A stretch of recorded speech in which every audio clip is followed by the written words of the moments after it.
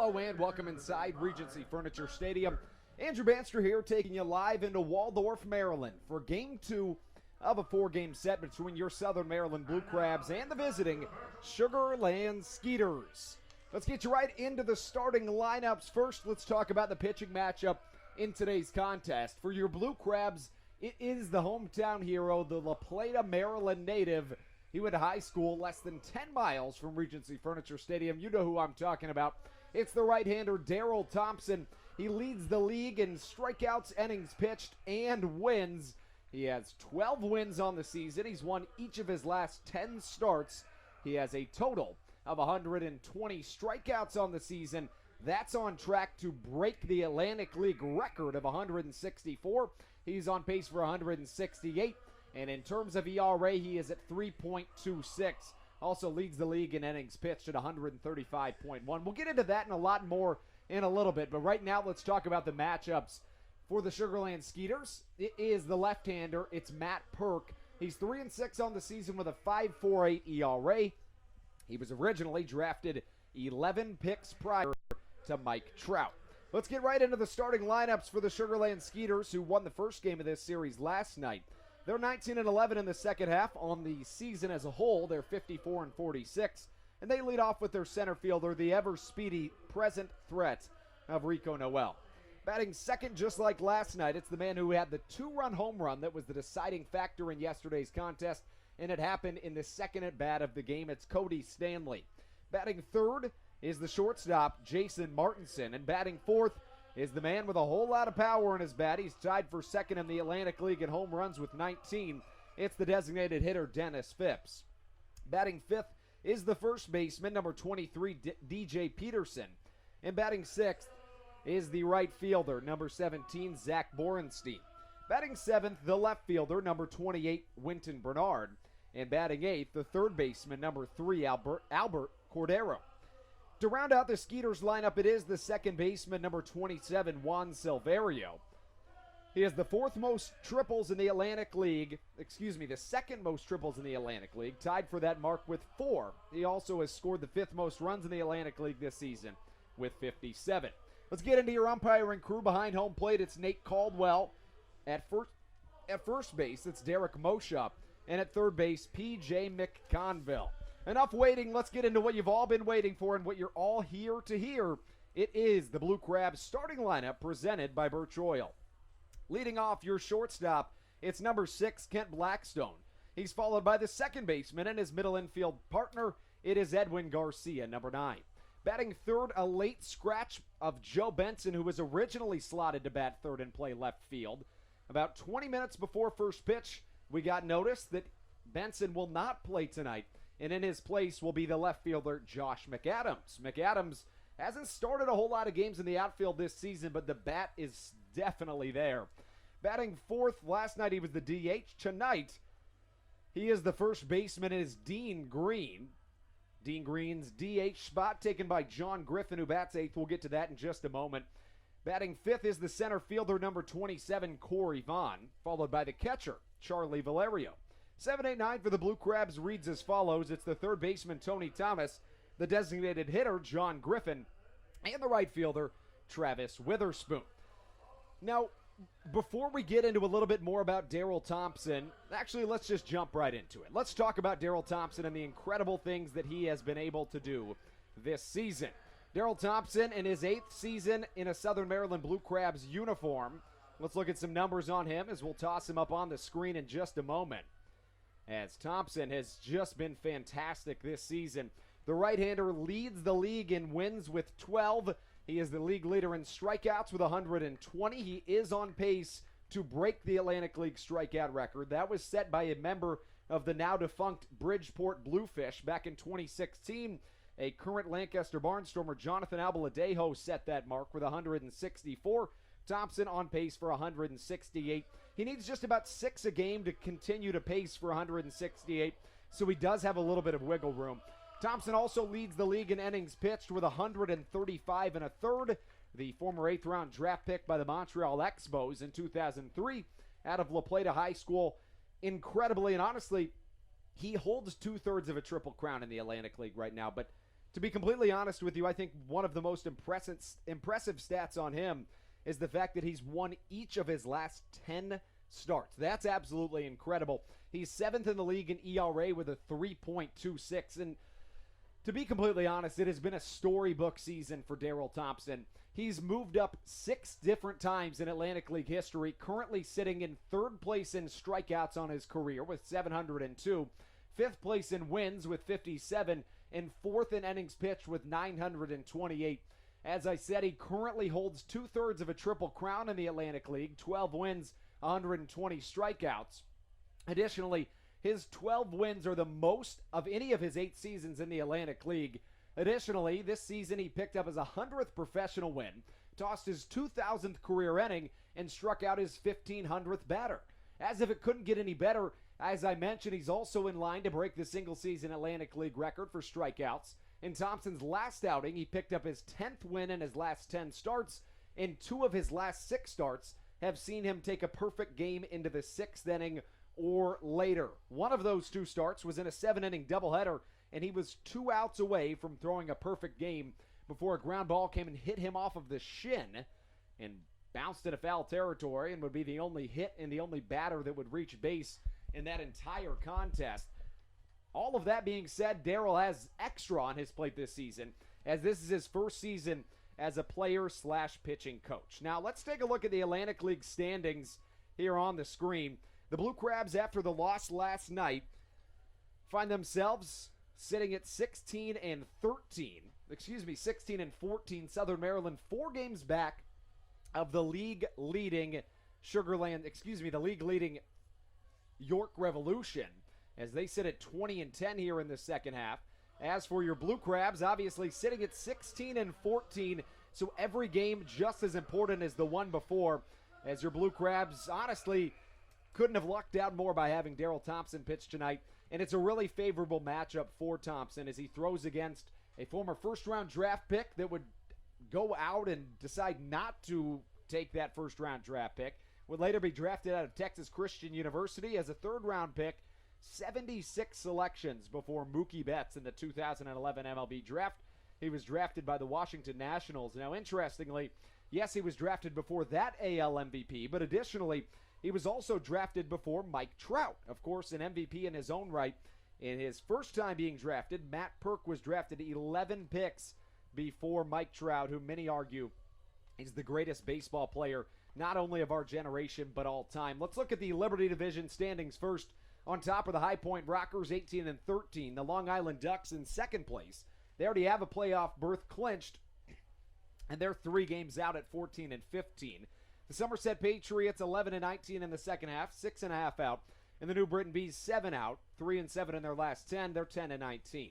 Now, the York Revolution started this season 13 and 30, but at a point picked up 39 wins in 49 games, have slid a little bit. They had a 3-game losing streak, but nonetheless, they still sit at 20 and 10, a game ahead of the Sugarland Skeeters, who are already playoff bound. Now, in the Atlantic League, the playoffs work as follows. The winner of each division in each half will head to the playoffs. Now, if the Skeeters or the Ducks or both take the second half as well, after taking the first half, it will be a wild card that opens up to the league in its entirety. Doesn't matter what division you're in, and it doesn't matter your half-by-half record. It's the total season. So the Blue Crabs realistically, by far and away, have their best shot of winning this second half to get into the playoffs. Southern Maryland, 4 games out, 16 and 14 the record. The Blue Crabs have been playing their best stretch of baseball by far, and they've been doing so for some time. Here in this second half and dating a little bit back into the first half, the Blue Crabs had a 7-game winning streak. That was a season best. Additionally, the Blue Crabs have won 19 of their last 33 games, of course 16 and 14 here in this second half. They're 4 out, 5 and 5 in our last 10, and the Barnstormers 11 and 18, 8.5 out. Again, Sugarland 19 and 11, they're 1 game out. As we talk about what happened in the first half of the Atlantic League standings, the Liberty Division saw not a single team the Liberty Division had every team above 500. The Bees were the worst record with a 35 and a 34. that winning percentage would have won the Atlantic League in the Freedom Division in the first half. As the New Britain Bees had the 35-34 record, the Sugar Land Skeeters got the playoff nod after going 35-35 in the first half. So it only matters how you do in your division, but everything is flipped around in the second half after a very different story in the first. The Liberty Division has just one team above 500, and the Freedom Division has just one team under 500. So the Blue Crabs realistically would be sitting pretty right now if this was the first half, sitting at 16-14 right now. But that's just not the luck of the draw. The Blue Crabs struggled in the first half, and you can see it by their overall record this season, which sits at 41-48. As for the Blue Crabs taking on the Sugar Land Skeeters, Southern Maryland 6-8 against the Skeeters this season. The Blue Crabs have lost each of their last two contests against Sugar Land, and all time the Blue Crabs are 73-80 against the Skeeters. The keys to tonight's matchup, I'm looking at a couple of people. One would be Kent Blackstone. He has really excelled of late. He finds himself hitting 9 for 19 in his last couple of games. That coming after 4 games that he combined to hit 0 for 16. Josh McAdams, another guy that I'm really looking for. McAdams is a guy that self-proclaimedly says he comes to the stadium not knowing what he's going to do on any given day. He's a bullpen catcher from time to time. He pitches from time to time. Tonight he gets a spot start in left field after Joe Benson was a late scratch. And McAdams is a guy that really, really excels in unique scenarios. He doesn't start every day, but when he does, he typically always performs. I expect a big performance from him tonight. I want 7 innings out of Daryl Thompson and turn it over to Adam Choplik and Matt Latos. That's an ideal world, but let's take a short break. You think about what you'd like to see tonight. Let us know in the comments, and we'll talk about it right here on the Blue Crabs Broadcast Network.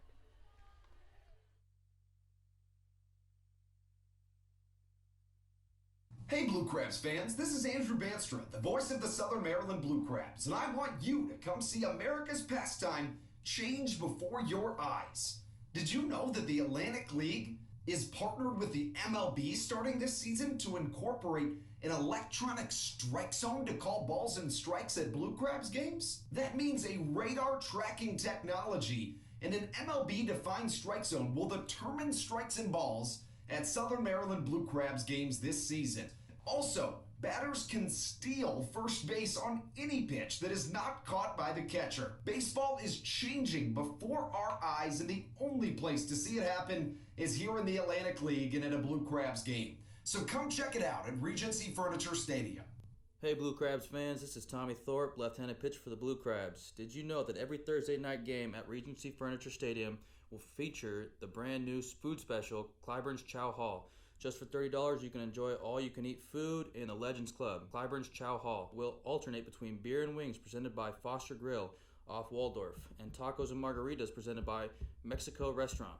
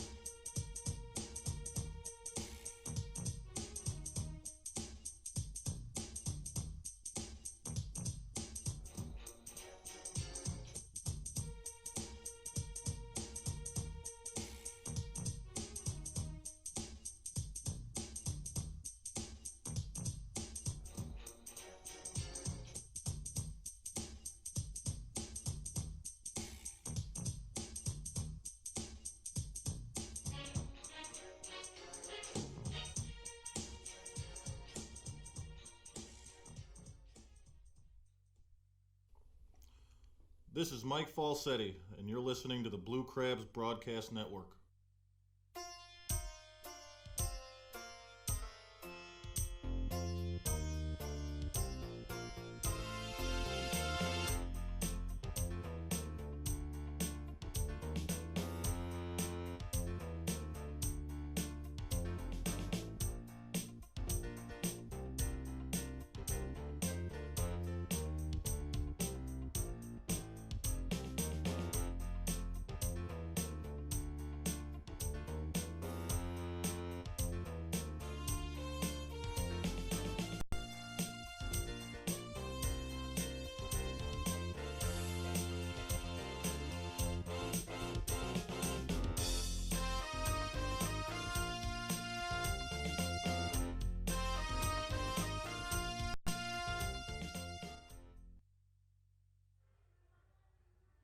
Welcome back inside Southern Maryland. Andrew Banster welcoming you inside Regency Furniture Stadium to take you through Game 2 of a 4-game series between your Southern Maryland Blue Crabs and the Sugar Land Skeeters. Let's take a look at what happened last night in what was a 3-2 victory for the Sugar Land Skeeters over the Southern Maryland Blue Crabs. The Blue Crabs had 10 hits in that contest, but left 10 runners on base, and that's just going to kill you every day of the week. And the Blue Crabs had 2 pivotal opportunities that they were unable to take advantage of. You look back at the bottom of the 4th and the bottom of the 8th inning.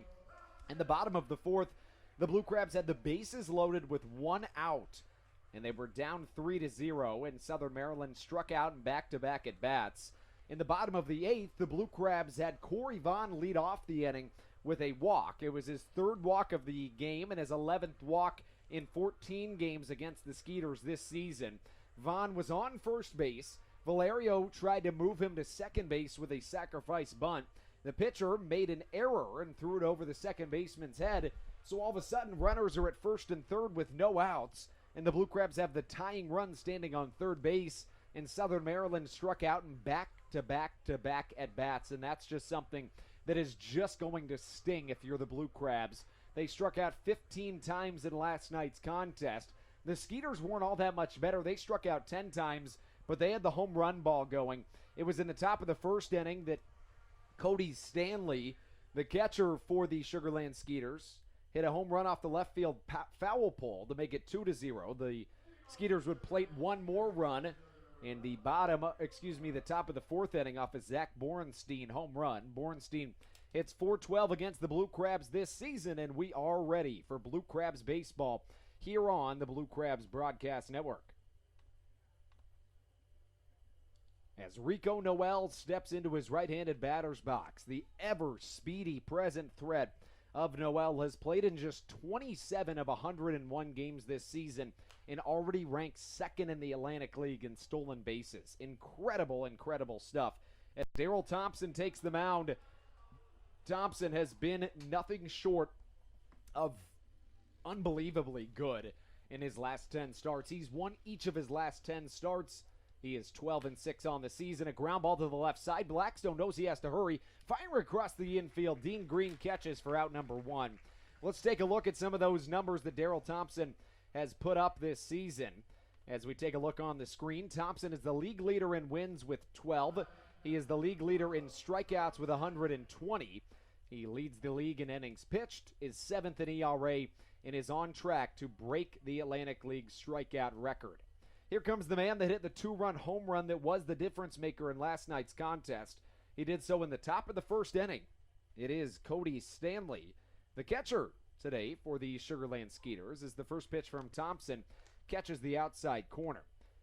Back in 2016, Jonathan Albaladejo set the Atlantic League single-season record for strikeouts in a season pitched, as the 0-1 is hit high in the air to the left side, this one going towards Blackstone. He calls off his middle infield partner Edwin Garcia and catches it for a quick out number 2. Thompson has been tremendous at inducing infield pop-ups of late. He had more than 8 in a start a couple of weeks ago. But nonetheless, we're talking about the strikeout record and the record watch for Daryl Thompson. He's a guy that is on track to break the Atlantic League strikeout record. He's on pace for 168. Jonathan Albaladejo had 164 back in 2016 as a member of the Bridgeport Bluefish, a now defunct team that used to be in the Atlantic League. First pitch dribbled off to the left side. This could be a 5-pitch inning. Thomas fires across the infield, and Daryl Thompson is the pinnacle of economical in the top of the first. 5 pitches, 3 outs, and we're through half an inning here in Southern Maryland. Let's step aside for just a moment, and we'll be right back on the Blue Crabs Broadcast Network. Hi, this is Hall of Famer Carlton Fisk. Make your plans today to visit Cooperstown and the Baseball Hall of Fame and Museum.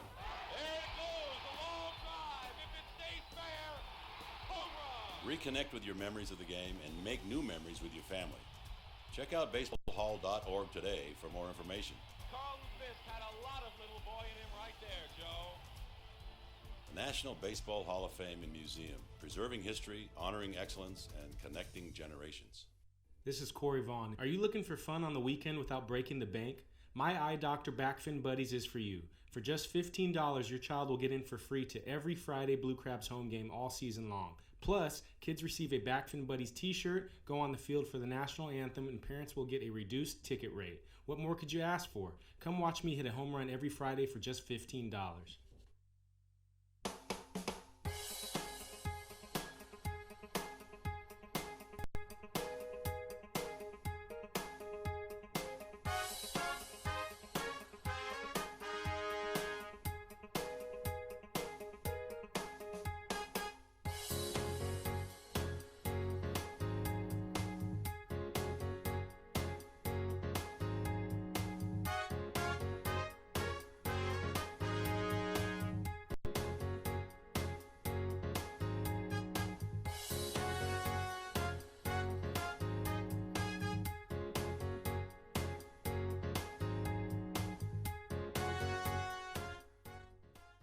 This is Josh McAdams, and you're listening to the Blue Crabs Broadcast Network. Kent Blackstone leads us off here on the bottom of the first inning. He's followed by Edwin Garcia and Josh McAdams. The rest of the lineup, Dean Green, Corey Vaughn, Charlie Valerio, Tony Thomas, John Griffin, and Travis Witherspoon. Here comes Matt Perk. The left-hander's first pitch misses upstairs, and the count 1-0 to Kent Blackstone. Daryl Thompson started tonight for the Blue Crabs. It took him just 5 pitches to get the first 3 outs of this contest. Second pitch also misses inside. The count 2 balls and no strikes. The numbers for Matt Perk on the season, he's 3-6 with a 5.48 ERA. His last 2 starts he's really struggled in. In his last 2 starts he combines for he combines for 11 2/3 innings pitched. He has allowed 10 earned runs and 14 hits in that time frame. His most recent start was likely the one that hurts the most, and we'll get to that right in a minute as Kent Blackstone sees the first 4 pitches, all 4 of them as balls. So Daryl Thompson takes just 5 pitches to get through his first half of the first inning. 4 pitches miss in a row from Matt Perk, and the Blue Crabs are aboard thanks to Kent Blackstone. But we look back at Matt Perk's last start. He allowed 4 home runs in 6 innings pitched. Those home runs alone tied for the 8th most allowed in any game's entirety by an Atlantic League team this season. Edwin Garcia steps up to the dish. First pitch in there for strike number 1 by Matt Perk. Matt Perk has quite the interesting story. We'll get to that in just one moment. As the left-handers, fresh off a couple of struggling starts, will try to rebound today. The count 1-1. As Matt Perk was originally drafted out of high school in the first round, he was selected 14th overall in 2009. That was 11 picks before Mike Trout. So that's obviously a huge deal. As this pitch slapped back into the screen, the count 1-2. Perk decided to not go pro after being drafted 14th overall in the MLB June Amateur Draft of 2009. He opted to go to Texas Christian University, spent a couple of years there, and then in 2011 was drafted in the 3rd round by the Washington Nationals. He decided he would go pro then, and interestingly, as this one hit through the left side, Edwin Garcia with a single. Back-to-back Blue Crabs aboard here in the bottom of the first. But interestingly, when Matt Perk finally did go pro, after being selected 11 picks before Mike Trout in 2009, the second time he was drafted in the 3rd round, and he was selected 76 picks prior to Mookie Betts. So really interesting story for Matt Perk as the left-hander finds himself in some trouble early. Here comes Josh McAdams. McAdams originally was not in the starting lineup tonight for the Blue Crabs. He is my X factor this evening. He's a guy that bullpen catches, he pitches from time to time, and self-proclaimedly says, I come to the park every day not knowing what I'm going to be doing. Today he was not in the starting lineup, but a late scratch to Joe Benson, and McAdams finds himself in the 3-hole for the first time this season. He plays left field, and he tends to excel in situations in which it's either a start in which he hasn't started in a couple games, which is not the case today, but I'm just anticipating that the surprise element may just play into the hand of the right-handed hitting Josh McAdams as Matt Perk bounces an off-speed pitch. This one is going to allow both Blackstone and Edwin Garcia to advance into scoring position, and the Blue Crabs are definitely in business early. As the left-hander Matt Perk finds himself with some serious struggles here in the bottom of the first inning. He walked the first batter, Ken Blackstone, on 4 pitches. Edwin Garcia then ripped a single through the left side, and the Skeeters offense is going to come in, the defense will come in on the grass. McAdams lines one to the right side. That could get down and does. That will score at least 2 runs. McAdams is going to round second. He's easily going to get into third. McAdams rounding second, standing up, make that sliding into third base. And McAdams was hit by that baseball. No intention whatsoever, of course. But what happened there was that the cutoff was intended for the third baseman, Albert Cordero, but it bounced up and hit McAdams as he was popping up from his slide. By his reaction, I'm imagining it hit him in the head, but it didn't. I didn't assume that originally. Nonetheless, an RBI triple for Josh McAdams. The spot start turns into a star-struck evening for McAdams and the Blue Crabs. 2-0 the score early. Dean Green steps into his left-handed batter's box. He hits .301 on the season, a trio of home runs and 24 RBIs. First pitch to Dean Green, left-on-left matchup, and the first pitch misses down low. 1-0 the count. As Matt Perk toes the rubber, he has not recorded an out yet. Green fouls one off to the left side, and the count, a ball and a strike. Against left-handed pitching this season, Green has struggled. He is just 5 for 28, which is good for a 179 batting average. In fact, the Blue Crabs do struggle more against left-handed pitching than they do against right-handed pitching. When the Blue Crabs face off against left-handers in the Freedom Division this season, they are 3-9. This pitch, a cutter on the outside corner, the count 1-2 as it catches. In the Liberty Division, the Blue Crabs against left-handed pitching are 4-10. So on the season as a whole, against left-handed starters, the Blue Crabs are 7-20. Against right-handed starters, they fare much better. Get you those numbers in one moment. The left-on-left matchup continues. A ground ball to the left side. Green is going to watch the infield come in and throw over to first base. So a 5-3 putout will bring up Corey Vaughn. One down, and here comes up Corey Vaughn. Still getting you those numbers here in just a moment. As the Blue Crabs this season are 34-41 against left-handed pitching, a whole lot better than 7-20 against, the Blue Crabs are 34-41 against right-handed pitching, a whole lot better than their average against lefties, 7-20. First pitch to Vaughn, misses inside, and the count, a ball and no strikes. Corey Vaughn has been the pinnacle of excellence for Southern Maryland this season. The right-handed hitter has drawn 11 walks in 14 games against the Skeeters. He's also hit 2 home runs while driving in 4 runs. Slider misses on the outside corner, 2-0 the count. Vaughn leads the Blue Crabs in on-base percentage, home runs, slugging percentage, on-base plus slugging percentage, walks drawn, extra base hits, total bases, and runs scored. Those all lead the Blue Crabs. Vaughn was 1 for 1 last night with 3 walks drawn, and he finds a 3-0 count here from Matt Perk. So a good situation for Southern Maryland early. Their right-handed ace, Daryl Thompson, on the mound. He took just 5 pitches to get through his top of the first inning as Corey Vaughn swings at the 3-0 pitch, fouls it off to the right side, and the count is 3 balls and a strike. Thompson took just 5 pitches to get through the top of the first. Matt Perk has taken that number and flipped it around a couple of times as he's thrown far more than Thompson did in the top of the first. Perk's 20th pitch will be inbound after he comes back onto the rubber. So he has recorded just 1 out and has thrown 4 times the amount of pitches Daryl Thompson did. Thompson very, very good with his control. Get to that number in one moment. 3-1 pitch misses inside to Corey Vaughn. And the Blue Crabs have drawn 2 walks here in this top of the first inning. Vaughn now has drawn 12 walks in 15 games against the Skeeters this season.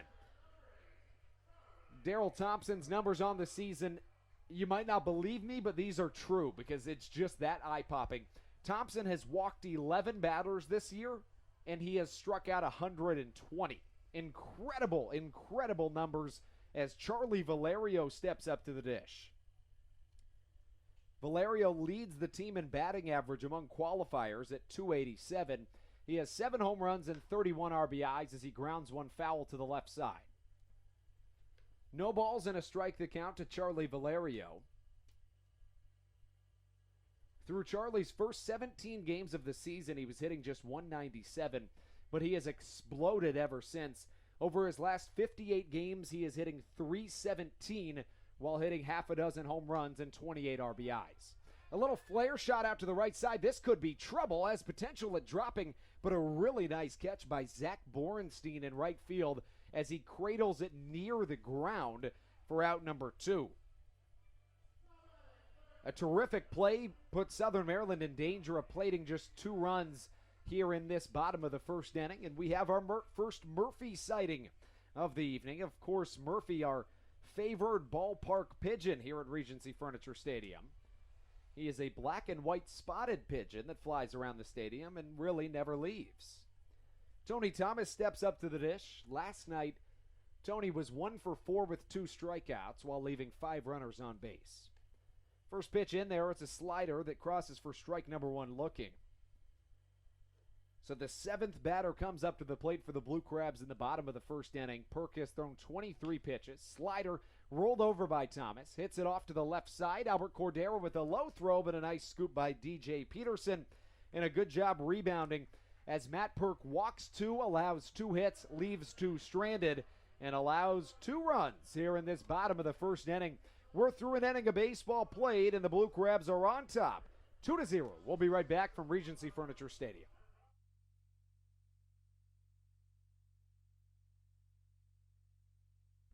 This is Adam Choplick, left-handed pitcher for the Blue Crabs. Every Blue Crabs Wednesday home game is Wind Up Wednesday Ladies Night at Regency Furniture Stadium, presented by Cove Point Winery. At every Wind Up Wednesday Ladies Night, women will get in for just $5 and can order from a long list of fine wines and watch every baseball game from Southern Maryland at the same time. We look forward to seeing you at the ballpark.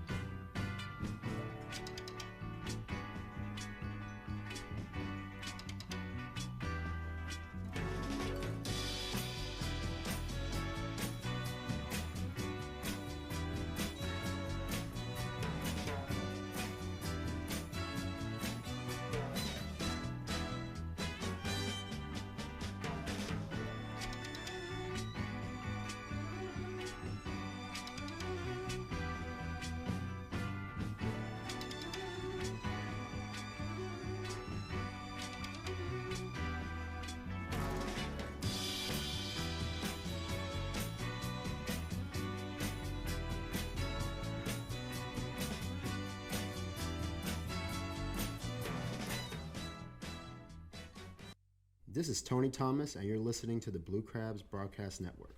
Today is the 1-month anniversary of Tony Thomas stealing first base. Back on July the 13th, Thomas became the first in professional baseball history to steal first base thanks to the Atlantic League Major League Baseball rule changes. And then on August the 5th, Thomas's New Balance cleats were inducted into Cooperstown into the Hall of Fame, the National Baseball Hall of Fame. Now the proud owners of Tony Thomas's cleats. First pitch catches the outside corner, 0-1 the count to Dennis Phipps. Last night, Phipps was 0 for 4. He also struck out once. Kyle Simon struck out 8 batters in 8 innings of work yesterday as Thompson misses upstairs with ball number 1.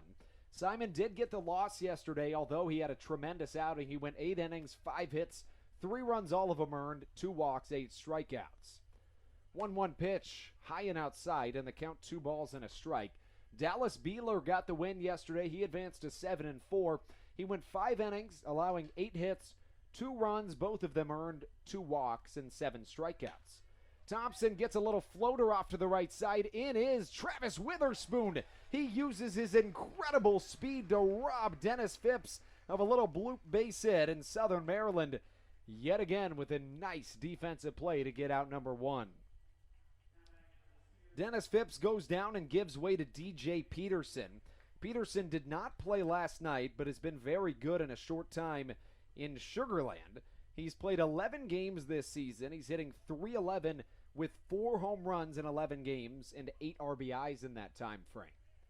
Thompson's first pitch catches the top of Peterson's bat and is fouled back into the backstop padding. Thompson does such an incredible job changing speeds. He has a slow and loopy curveball to accompany a pretty good fastball that sits in the lower 90s. As Thompson comes home with his next pitch, low and outside, but it catches the corner for strike number 2. Thompson does a great job switching it up on batters, has great movement on his pitches, and induces a plethora of infield pop-outs. We've already seen one this evening. No balls, 2 strikes, 1 down, nobody on. This pitch misses the outside corner, a ball and 2 strikes the count. Top of the second action here in Southern Maryland, 2-0 the score. The Blue Crabs on top. The Skeeters have not allowed anybody to reach base yet. Or excuse me, they haven't had anybody reach base. I beg your pardon, as the count goes to 2 balls and as many strikes to DJ Peterson. Peterson, 27 years old in his first season with the Skeeters and his 7th at the professional level. A curveball fouled off to the right side, and the count remains at 2 balls and 2 strikes. Thompson threw just 5 pitches in the top of the first inning. He has thrown 9 already in this frame, but he gave himself some wiggle room after a terrifically economical top of the first. Here comes the 2-2 once again. This pitch, a line drive right up the middle and right at Corey Vaughn. He drops to an E and catches it for out number 2. Even when a ball's well struck, Daryl Thompson has a way of making sure that it goes right to one of his defenders. Here comes Zach Borenstein. Among Skeeters, he has succeeded the most against the Blue Crabs this year. He's played in just 6 of the 14 games that these squads have intertwined in this season. But in those 6 games, he has 2 home runs, 4 RBIs, and is hitting .412. First pitch on its way to Borenstein. It's a changeup that misses upstairs, and the count of ball and no strikes. Borenstein hitting .261 on the season, 15 home runs, 50 RBIs.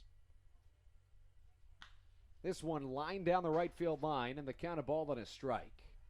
It has been a storybook season for Daryl Thompson. He's moved up 6 different times in Atlantic League history and currently sits at 3rd place in league history in strikeouts with 702, 5th in wins with 57, and 4th in innings pitched with 928. A curveball catches the inside corner, the count of ball and 2 strikes. Additionally, Thompson is on track to break the Atlantic League strikeout record this season. Has not struck out anybody yet this evening and needs to have at least 6 tonight to stay well on track of breaking that record. Thompson waves his bill of his cap on top of his head, thinking that was strike number 3. Our home plate umpire, Nate Caldwell, says not quite yet, and it's 2-2. Pitch number 19 of Thompson's outing on its way. It's a curveball, swung on and missed, but it hits out of the glove of Charlie Valerio and will stay at a 2-2 count. If Thompson stays on track, he'll have 8 more starts this season, and he averages 6 strikeouts per start. That would put him at 168 strikeouts on the season, which is 4 more than the league record of 164. 2-2 pitch, high and outside in the count, 3 balls and 2 strikes. In Thompson's last outing, he struck out 5 batters, but the 3 before that were even better. In the 3 before that, he struck out 7, 9, and 6, and even take it a step further, he struck out 8, going back to his 5th most recent start. 3-2 pitch, swung on and missed. The first strikeout of the evening issued by Daryl Thompson. It comes swinging, and he's tossed 2 incredible innings. Hasn't allowed anybody to reach base yet, and we're through an inning and a half here in Southern Maryland. Daryl Thompson in vintage form, tossing a beautiful first 2 frames. We'll be right back on the Blue Crabs Broadcast Network. Hey Blue Crabs fans, this is Andrew Banstra, the voice of the Southern Maryland Blue Crabs, and I want you to come see America's pastime change before your eyes.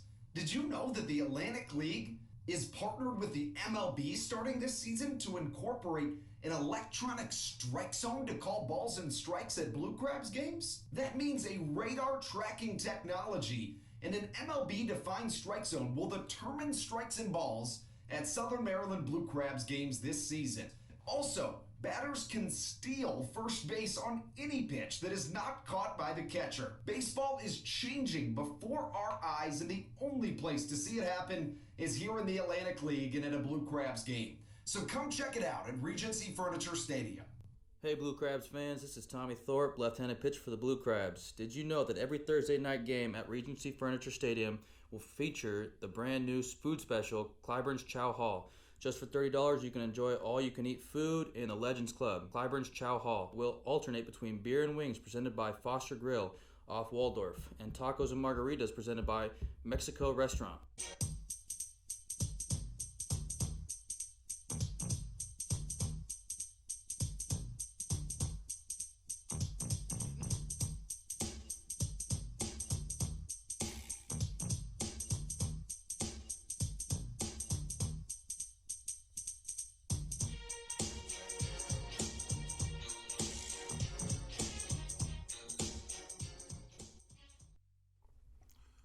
This is Mike Falsetti, and you're listening to the Blue Crabs Broadcast Network.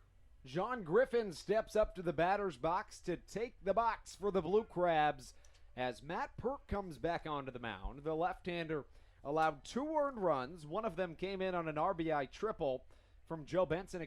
Both of them came in on an two RBI triple from Joe Benson. I beg your pardon once more, Josh McAdams with that 2 RBI triple. As the count 1-0, Matt Perk on the mound, the southpaw. 3-6 on the season with a 5.48 ERA. Griffin lines one down the left field line, just foul, as a Blue Crab bullpen member, Ryan Chafee, tries to snag it with his bare hand, but it skips off the palm of his hand, and the count 1-1. John Griffin has not started every game of late, but when he has, he's been pretty good. After hitting 4 home runs and hitting 174 in April and May combined, Griffin has really turned things around in the contact category ever since. So 4 home runs in April and May through 92 at-bats, but ever since, Griffin is hitting 296, so much better, but he hasn't had a home run since. So I'll trade contact for power any day. Griffin had a 3-hit game last week in New Britain. 1-2, slapped down the left field line once more, and the count of 2 strikes. Griffin has the power, however, as he once hit home runs in 5 consecutive at-bats, 4 of which came in the same game. And the next one was the very next day. That was back in his time with the single-A affiliate of the Arizona Diamondbacks, the Missoula Osprey. 2 strikes. Matt Perk catches the outside corner. Down looking goes John Griffin. So 1 down here in this bottom of the second inning of baseball. The Blue Crabs up 2-0, and Daryl Thompson is throwing a gem once again. If everything continues on the same pace that it's on right now, Thompson will pick up his 11th win in his last 11 starts. It has been a storybook season for Daryl. In comes Travis Witherspoon. He has struggled mightily this season ever since being signed back on July the 26th. Hits one to the left side, and that'll get through for a base hit. And that's exactly what you want to see for Travis Witherspoon. He's just such a tremendous guy, and you want to see him succeed. Stan Clyburn many times this season has continued to give people chances that may struggle out of the gates, but he knows a good ball player when he sees one, and they always pan out. Witherspoon coming into today in his first 10 games played was 1 for 21, but he picks up a base hit here. So the average for Travis Witherspoon jumps from .048 to .091. Ken Blackstone steps into the batter's box. He walked on 4 straight pitches to lead off the bottom of the first inning and later came around to score the first run of this contest. He shows bunt, pulls back, and it misses for ball number 1. Blackstone's batting average over his last 6 games has jumped 20 points. 7 games ago, he was batting .217. Today, bats .237. He did have a span of 4 games in which he went 0 for 16 and followed that up by going 9 for 19 coming into today. That was capped off with a 3-hit effort yesterday. He went 3 for 5 with one of the 2 Blue Crabs RBIs while scoring the other Blue Crabs run. This one hit hard through the right side. Blackstone stays on fire. Travis Witherspoon rounds second, but wisely gets back into the bag. And it's a close play, but gets back safely. So after a strikeout leads off the inning, Matt Perk is right back into trouble, as he's allowed back-to-back base hits. One from Travis Witherspoon, the other from Ken Blackstone, the speediest 2 individuals on the Blue Crabs roster. And in comes Edwin Garcia. He has been an RBI machine of late. From August 1st through August 8th, Garcia went 15 for 28 with 6 RBIs. He also had a stretch from July 22nd through August 10th in which he had hits in 18 of 19 games while accumulating 13 RBIs. The count, a ball and a strike. I beg your pardon, yes, a ball and a strike, as Garcia is facing off against the left-handed pitching Matt Perk. So after going 15 for 28, Garcia found himself in these last 2 games combining to hit 0 for 10. He was 0 for 5 yesterday as the count goes to 1-1. Garcia in his 3rd season in the Atlantic League, 12th professional season, as he hits this one through the right side. The RBI machine continues. Witherspoon rounds third. A strong throw in from Zach Borenstein. Not in time. Edwin Garcia drives in an RBI, and the Blue Crabs on top 3-0 here in the bottom of the second. And here comes Josh McAdams. McAdams was a late spot start for the Blue Crabs today. Was originally slated to get the day off, but Joe Benson, the Blue Crabs left fielder, was scratched with about 20 minutes before the first pitch. McAdams comes in and succeeds immediately. He was my X factor for today, and he has a 2 RBI triple under his belt already. First pitch, a curveball and a late call from the home plate umpire, as Nate Caldwell, in assistance with the automated ball strike system, says strike number 1. 1 down, 2 on. Garcia on first. Blackstone at second as this one nubs off the end of McAdams' bat. Perk has no option but to fire over to first. It's an underhanded throw that's barely in time, but in time nonetheless, as McAdams does his job to move runners into scoring position. 2 away here for the Blue Crabs, and in comes Dean Green. He's 0 for 1 tonight. He recorded the first out of Matt Perk's evening. That was after 2 runs had already scored. So we see a little bit of a flip-flop in how last night and tonight went. The Skeeters put up 2 runs before Kyle Simon was able to record an out last night. And tonight, Matt Perk unable to record an out before allowing 2 runs. Left-on-left matchup for Dean Green, who struggles against left-handed pitching. First pitch, an off-speed that swung on and missed, the count 0-1. The time, 7:13. First pitch was right around 6:35 this evening. It was right at 6:41, actually. No balls and a strike. Off-speed, inside corner, strike number 2. Green doesn't like the call. Nonetheless, the automated ball strike system says strike number 2. Green did have a 3-hit game a couple of days ago, but outside of that has struggled in this second half compared to his first half. Realistically, he's been hitting very well in the second half, 273. But when you consider through his first 11 games of the season, he was hitting 487, the struggle is there. 1-2 the count. Green 1 for 4 yesterday. Was signed by the Blue Crabs back on July the 2nd. Against the Skeeters, he is 3 for 15 with 2 RBIs this season. He could double that RBI clip with a base hit here. 1-2 on its way. This one hit high to the right side. That's got a chance at getting out of here. This one all the way back. See you later, baseball. Dean Green with a moonshot to the right side. All the way back and gone. 6 for the Blue Crabs, nothing for the Skeeters.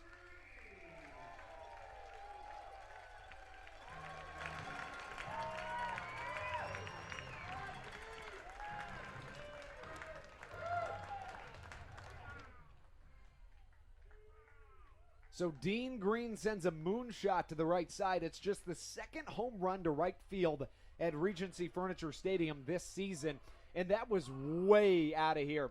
I don't know if you can see it in your shot, but that landed at the top of the lawn that lays behind right field. It was a good 30 or 40 feet out, and then it bounced outside of the stadium on one hop. Corey Vaughn steps into the box. Interestingly, each of Vaughn's last 4 plate appearances have been walks. Against the Skeeters this year, he's drawn 12 walks in 15 games, and the count 2 balls and no strikes, as Matt Perk is struggling mightily here early. He's already thrown 43 pitches, 28 of them for strikes, but the Blue Crabs already have 6 hits and 6 runs in the contest. So Daryl Thompson well on his way to his 11th straight victory. This one hit high in the sky to deep center field. Rico Noel should have a good chance of getting that ball. He catches it for out number 3, but Southern Maryland puts down some serious damage in the bottom of the second inning. The Blue Crabs lead it off with a strikeout, but turn around to get back-to-back-to-back singles from Travis Witherspoon, Kent Blackstone, and Garcia. The Blue Crabs would see all of those individuals score on a 3-run home run from Dean Green.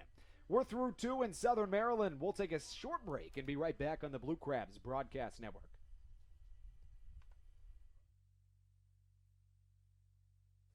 Hey Blue Crabs fans, are you looking to watch a game from one of our luxury suites with 25 of your closest friends? How about the high-end Legends Club in left field? Call 301-638-9788 and ask to speak to a sales representative about your party and group outing.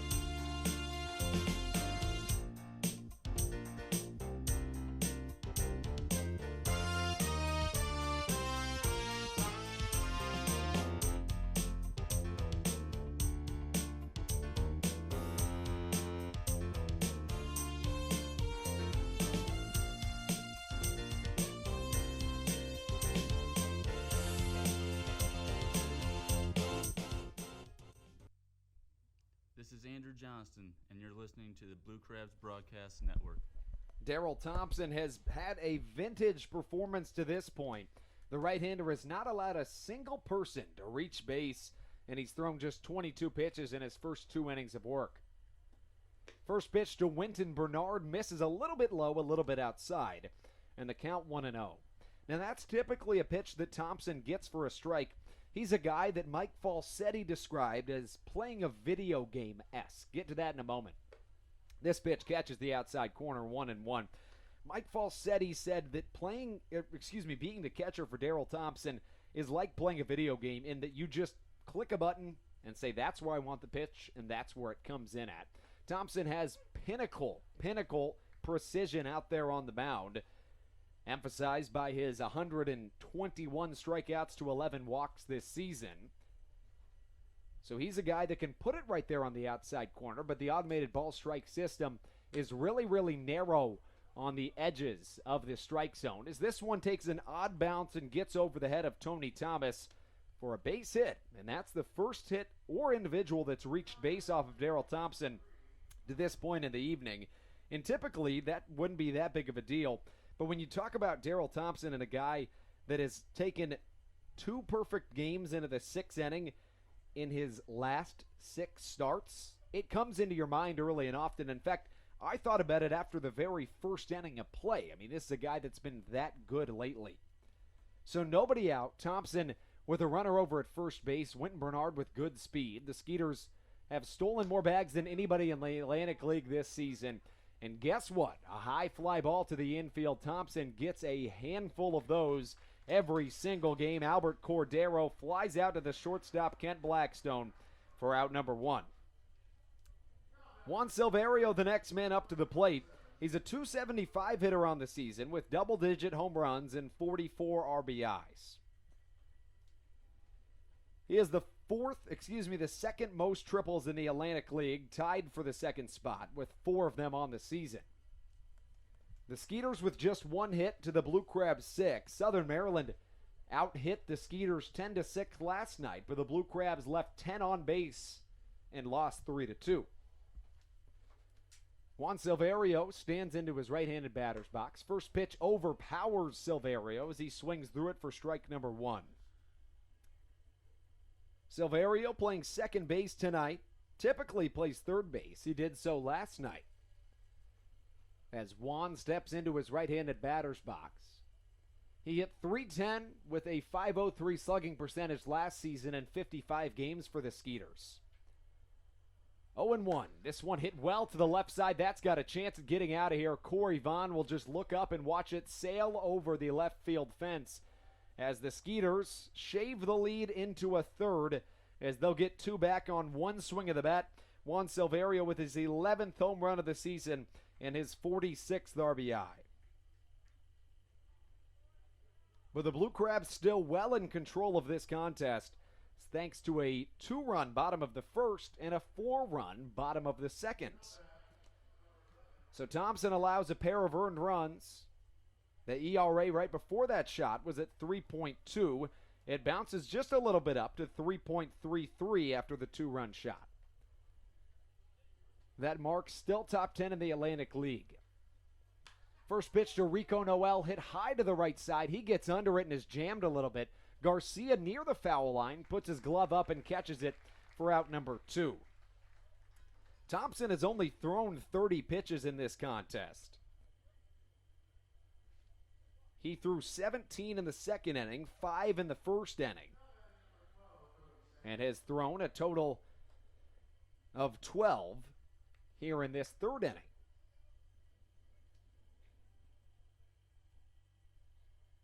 Top of the third action here in Southern Maryland. 6-2 the score. That's more combined runs than we saw in the entirety of last night's contest. An interesting note on Southern Maryland as Cody Stanley steps into his left-handed batter's box. The Blue Crabs traditionally this season, when they score 1 or 2 runs in the first inning, are typically silenced from that point on unless they score in the 9th. But tonight they put up a 4 spot in the bottom of the second. Pitch outside, swung on and missed, and Cody Stanley falls into an 0-2 hole. Once again, Thompson is on pace to break the Atlantic League strikeout record this season.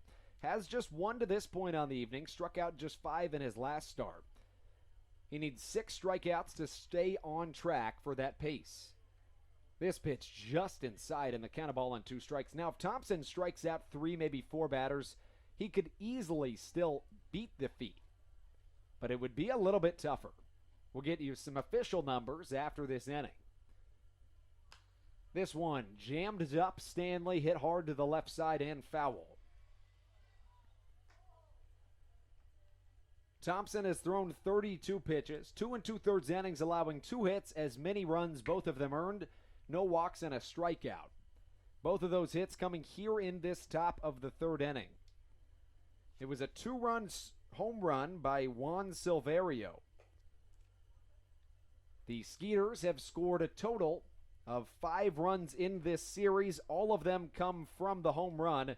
Yesterday was a Cody Stanley 2-run home run in the first, a Zach Bornstein solo shot in the 4th, and today a Juan Silverio 2-run home run here in the 3rd. Line drive to the left center gap. That should be good for extra bases.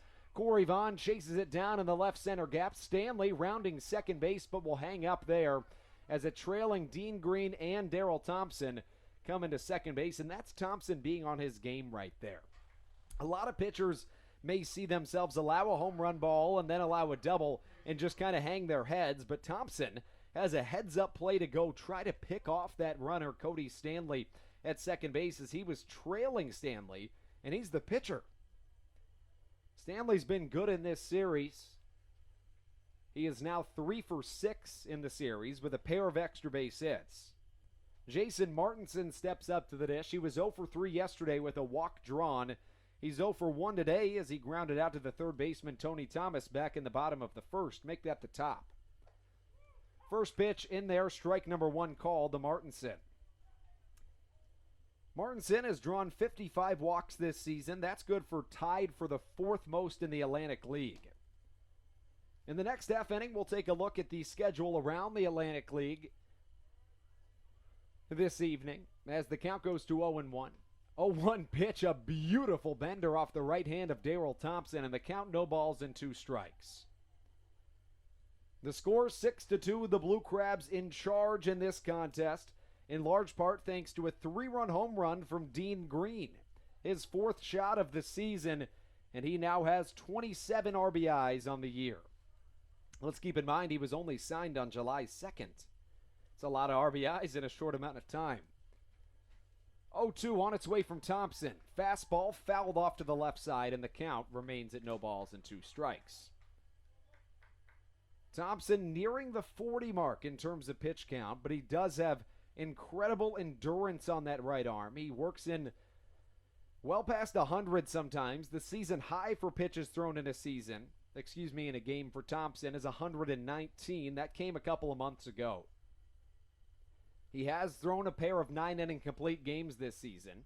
0-2, curveball in there, strike number 3, bat flip, see you later, Jason Martinson. Strikeout number 2 of the night for Daryl Thompson as his quest for history continues on the Blue Crabs Broadcast Network. We'll be right back.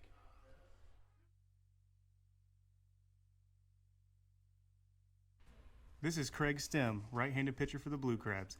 Here at Regency Furniture Stadium, we've dedicated every Friday home game to remember everybody deployed. On Red Fridays, presented by Fairway Independent Mortgage Corporation, the Blue Crabs will wear red uniforms to honor those who have served. Plus, tickets are just $5 when you show your military ID.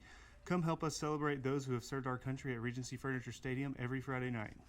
Hey Blue Crabs fans, this is Andrew Banstra, the voice of the Blue Crabs, and I have some exciting news for you. Did you know that the Blue Crabs Atlantic League has partnered with the MLB? This groundbreaking partnership includes rule changes that foreshadow the future of America's pastime as we know it. The MLB wants to create more offense and cut down on the time of games, and the rule changes to achieve this include banning mound visits, requiring each pitcher that enters the game to face at least 3 batters, and shortening time in between innings, and much more. Come be the first to see the future of baseball at Regency Furniture Stadium.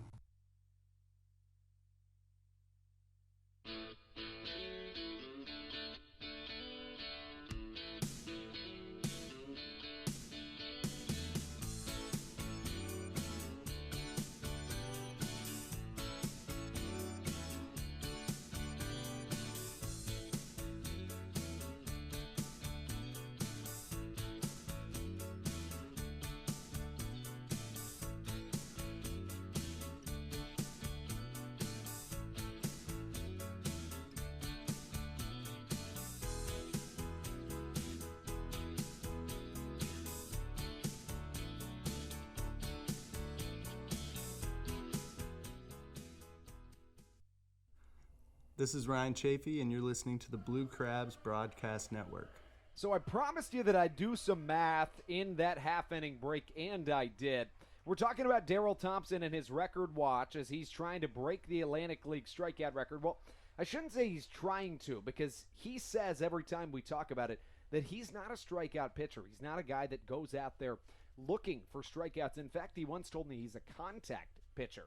As Charlie Valerio dribbles this one to the right side and takes a Blue Crabs friendly bounce and goes foul. So the count 0-1. But Thompson, coming into tonight, was on pace for 168 strikeouts this season.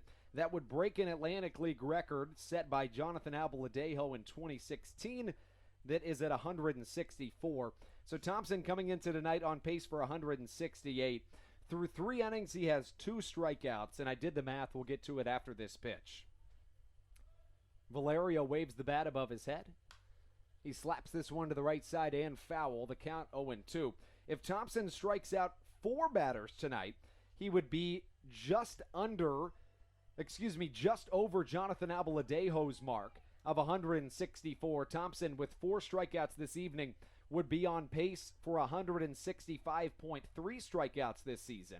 If Thompson strikes out 5 batters tonight, he would be on pace for 166.7 strikeouts this season. And if he strikes out 6 batters tonight, he'd be on pace for 168. Realistically, if he strikes out 6 batters in each of his last 8 starts this season, he will easily beat Jonathan Albaladejo's record. Well, I shouldn't say easily. He will beat it by a relatively comfortable margin of 4. 1-2 pitch. Valerio takes down low in the count, 2 balls and 2 strikes. Albaladejo currently a starter for the Lancaster Barnstormers, as Matt Perk is about to throw his 50th pitch of this evening. He's already allowed 6 earned runs in this contest. A beautiful cloud line in the distance here at Regency Furniture Stadium as Valerio pounds a ball off to the left side. In fact, we've talked about how the bullpen members really never move down there. When a ball comes near them, they just kind of sit still. This one hit off the foot of somebody. I believe it's John Hayes. Bounces up and hit his hat off of his head. Valiant effort to try to stay still down there by the bullpen. 2-2 pitch. Valerio swings on and misses on his slider. Make that a sinker from Matt Perk. And a strikeout for Perk. That's his 3rd. Make that his 2nd strikeout of the evening.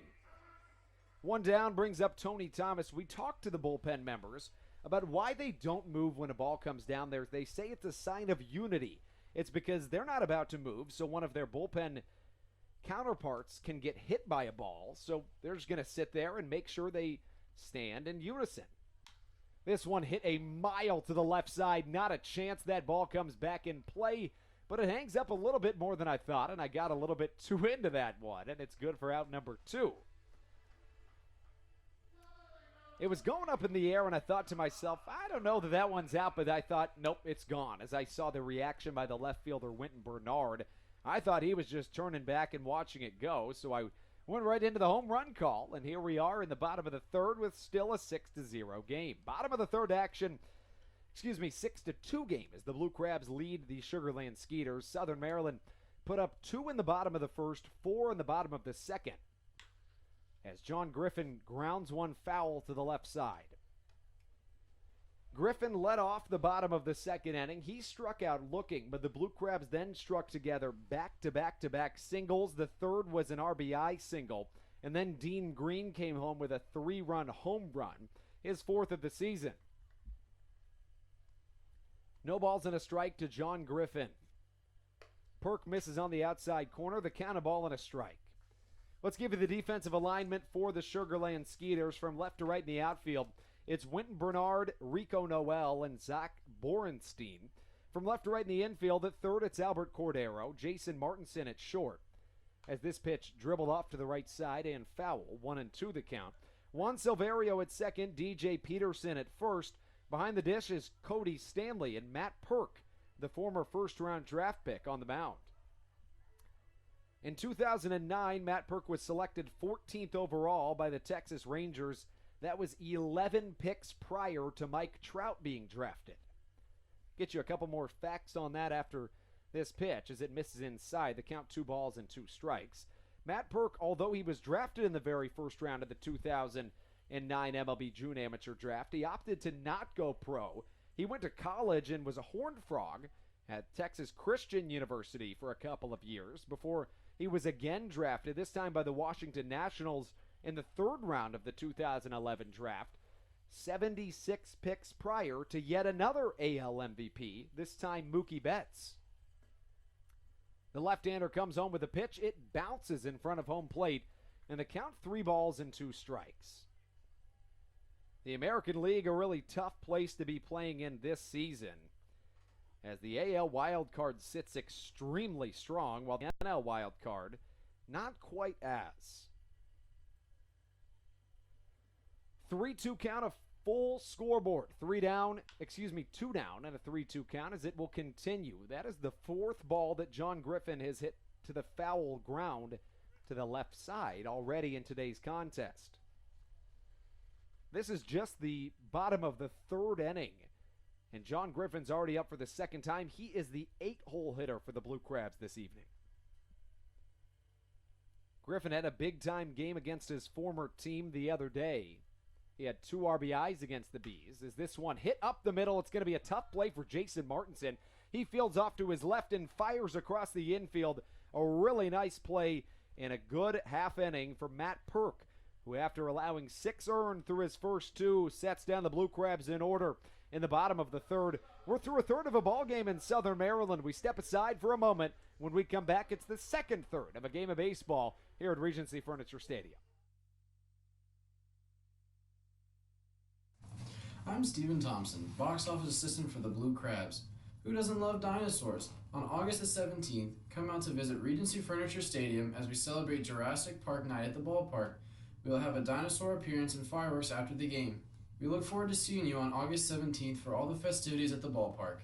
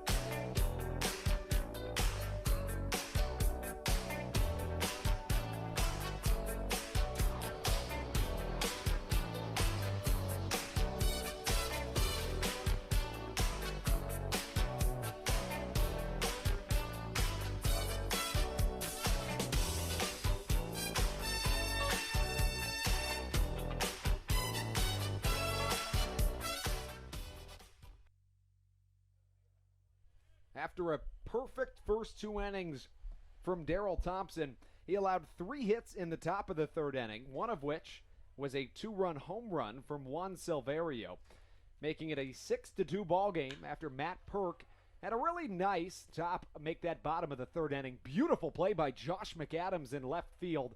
That had extra bases written all over it as Dennis Phipps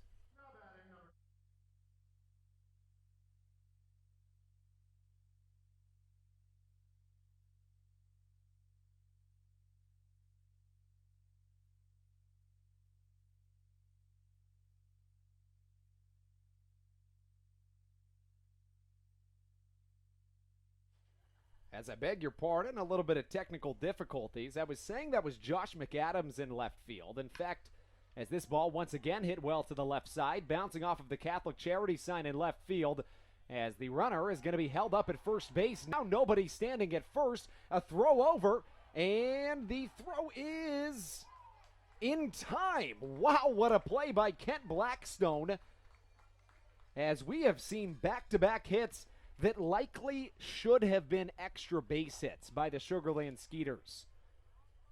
the half inning was led off with a rocket to the left side by Dennis Phipps. He was held up to one bag as the left fielder Travis Witherspoon cut it off for a single. This one bounced off the left field wall, likely should have been extra bases, but DJ Peterson wasn't thinking two, as we're going to see Pete Inclaviglia come out and argue with the first base umpire Derek Mosha as to whether the runner was safe or out over there. DJ Peterson, of course.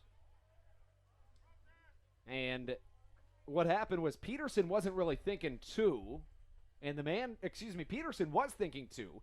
Dennis Phipps was not really thinking all that much about third. He held up at second base, but Peterson was hung out to dry as he was well past first base. And he was then thrown out on a beautiful throw from Kent Blackstone. So, honestly, that could have been back-to-back doubles, but instead there's just a runner at second and one down. What a break for Daryl Thompson and the Blue Crabs. Zach Borenstein steps into the left-handed batter's box. And the first pitch to Borenstein is in there for strike number one. Borenstein is one of two victims of Daryl Thompson's this evening in the strikeout department.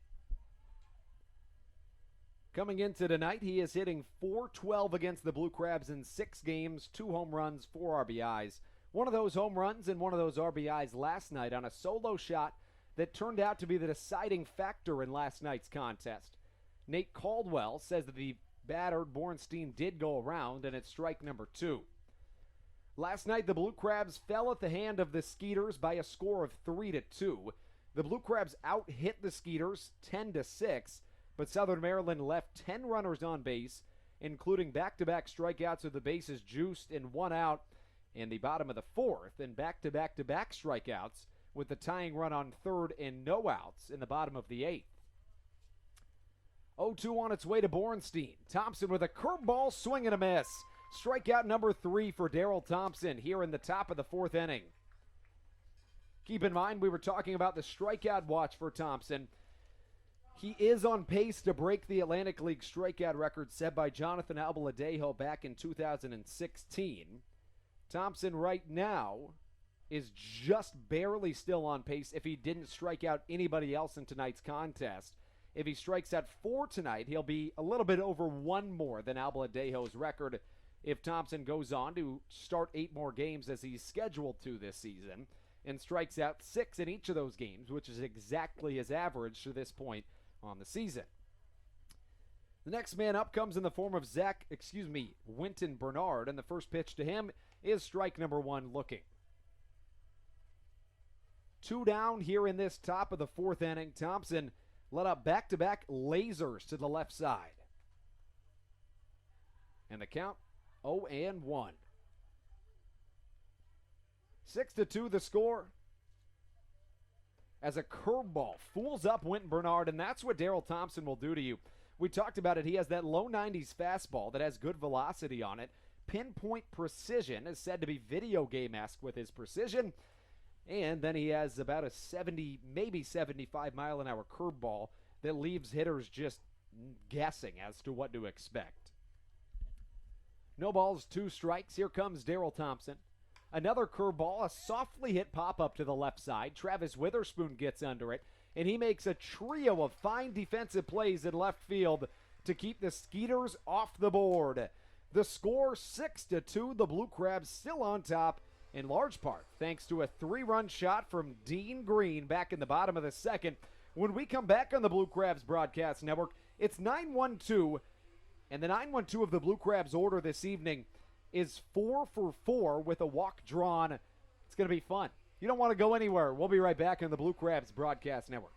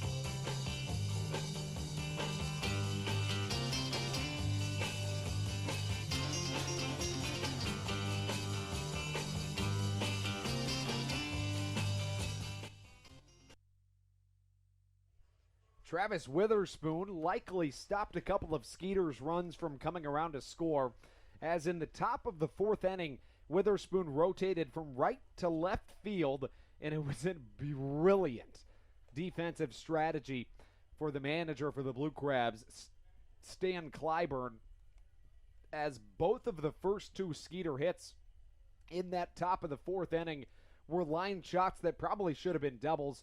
Witherspoon kept them both to singles, and one time he had a relay that threw a runner out. No runs allowed in the top of the fourth to score 6-2, 0-2 the count on Travis Witherspoon. He's 1 for 1 today. Perk on his way. A slider misses on the inside corner, and the count of ball and 2 strikes. Daryl Thompson in line for his 11th win in his last 11 starts. He would advance to 13-6. Perk gives a nice changeup on the outside corner, and he's rebounded nicely after allowing 6 earned runs through his first 3 innings of work. Make that his first 2 innings of work. He's retired each of the last 4 Blue Crabs that he's faced. As for Matt Perk, he has now struck out 3 batters this evening. Kent Blackstone comes up to the dish. He is 10 for his last 20 at the plate, and he's 1 for 1 today with a walk drawn. First pitch to Blackstone is going to miss on the outside corner. Blackstone showed bunt, and everybody in the infield outside of the shortstop, Zach Borenstein, crashed as the second baseman, Silverio, wisely came over to crash and cover first. 1-0 misses in the dirt. Blackstone, no thoughts of going to first on a steal. On the count, 2 balls and no strikes. Kent, one of the kindest, most humble individuals that you're going to run into. He is happy to be here and be playing baseball. He is a DMV area native. 2 balls, no strikes the count. This pitch misses down low in the count, 3 balls and no strikes. As Blackstone has already drawn 11, make that 12 walks in the second half. Second half started back on July the 12th. Here we are a month and a day into it as this pitch misses on the outside corner, and Blackstone, for the second time this evening, draws a 4-pitch walk from Matt Perk. Edwin Garcia digs into the box. He has a third of the Blue Crabs' hits in this contest and more than a sixth of the hits from both sides combined in this game. He's 2 for 2 with an RBI single. That RBI single back in the second inning, as he comes out to his classic walk-up song, Baila, Baila, Baila remix. Blackstone goes on the pitch. Garcia swings through it. The catcher, Cody Stanley, with a throw down to second, not in time, as Kent Blackstone swipes second base. The numbers for Blackstone in the stolen base department are eye-popping this season, as he was only an everyday starter starting at the end of May. Despite not playing more than a month this season, Blackstone is tied for 9th in the Atlantic League in stolen bases with 17 on the season. No balls and a strike, and now we're even at a ball and a strike as Perk misses on his second pitch. And that's what Blackstone will do to you so often. He'll walk and then steal second base, and essentially that's just giving the defense, that's giving the Blue Crabs a run. When you walk Blackstone, you just have to imagine he's going to steal second. And with Garcia behind him, an RBI machine of late, you're basically just giving Southern Maryland a run. And that's just beautiful execution by Stan Clyburn, not only in the lineup department, but also in the fact that he's going to allow Blackstone to steal. 2 balls and a strike. 6-2, the Blue Crabs on top here in the bottom of the fourth. Garcia hits one hard to the left side. Blackstone goes on the pitch. Martinson with a couple of pump fakes. Blackstone's going to get around the tag to slide into third, and he's out. But what a beautiful juke move by Kent Blackstone. We're less than 10 days away from our college football season kicking off in the NCAA, and Blackstone showing off some beautiful juke moves out there in the infield. 2 down as Josh McAdams comes to the plate. He has a 2 RBI triple in today's contest, as well as a ground out that moved 2 into scoring position. McAdams comes to the plate, the former 7th-round draft pick by the Cleveland Indians. He was a last-minute start tonight as Joe Benson was scratched about 20 minutes prior to first pitch. A sinker swung on and missed by Josh McAdams, and the count 0-1. I heard Charlie Valerio talking last night to Southern Maryland Independent's very own Ted Black, and Valerio was saying after this pitch, as it's a sinker swung on and missed, and that's to my point, in that opposite-handed hitters/pitchers, in that when you have a left-handed to right-handed matchup, a sinker ball is going to be extremely effective in those circumstances, and that's why he said both of the home runs hit last night by the Skeeters were by left-handed batters.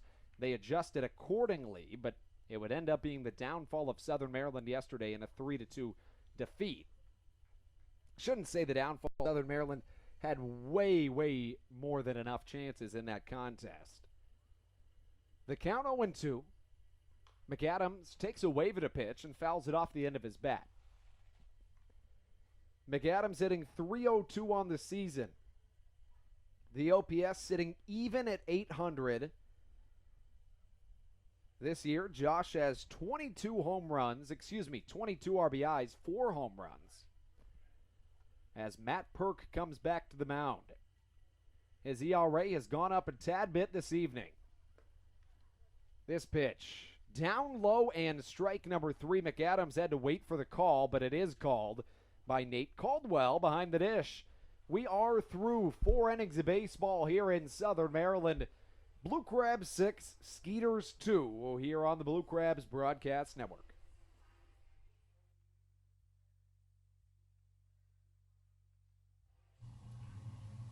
Hey, Blue Crabs fans, are you looking to watch a game from one of our luxury suites? How about the High-End Legends Club in left field? Call 301-638-9788 and ask to speak to a sales representative about your party or group outing.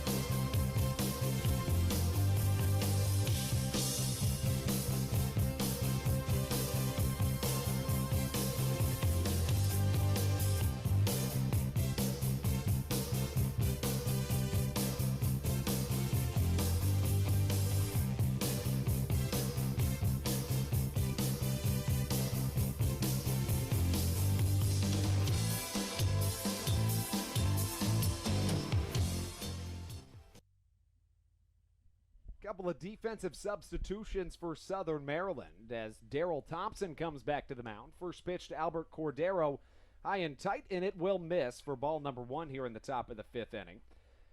It's been an interesting outfield display for Southern Maryland this evening. Originally, the starting lineup had Joe Benson in left field and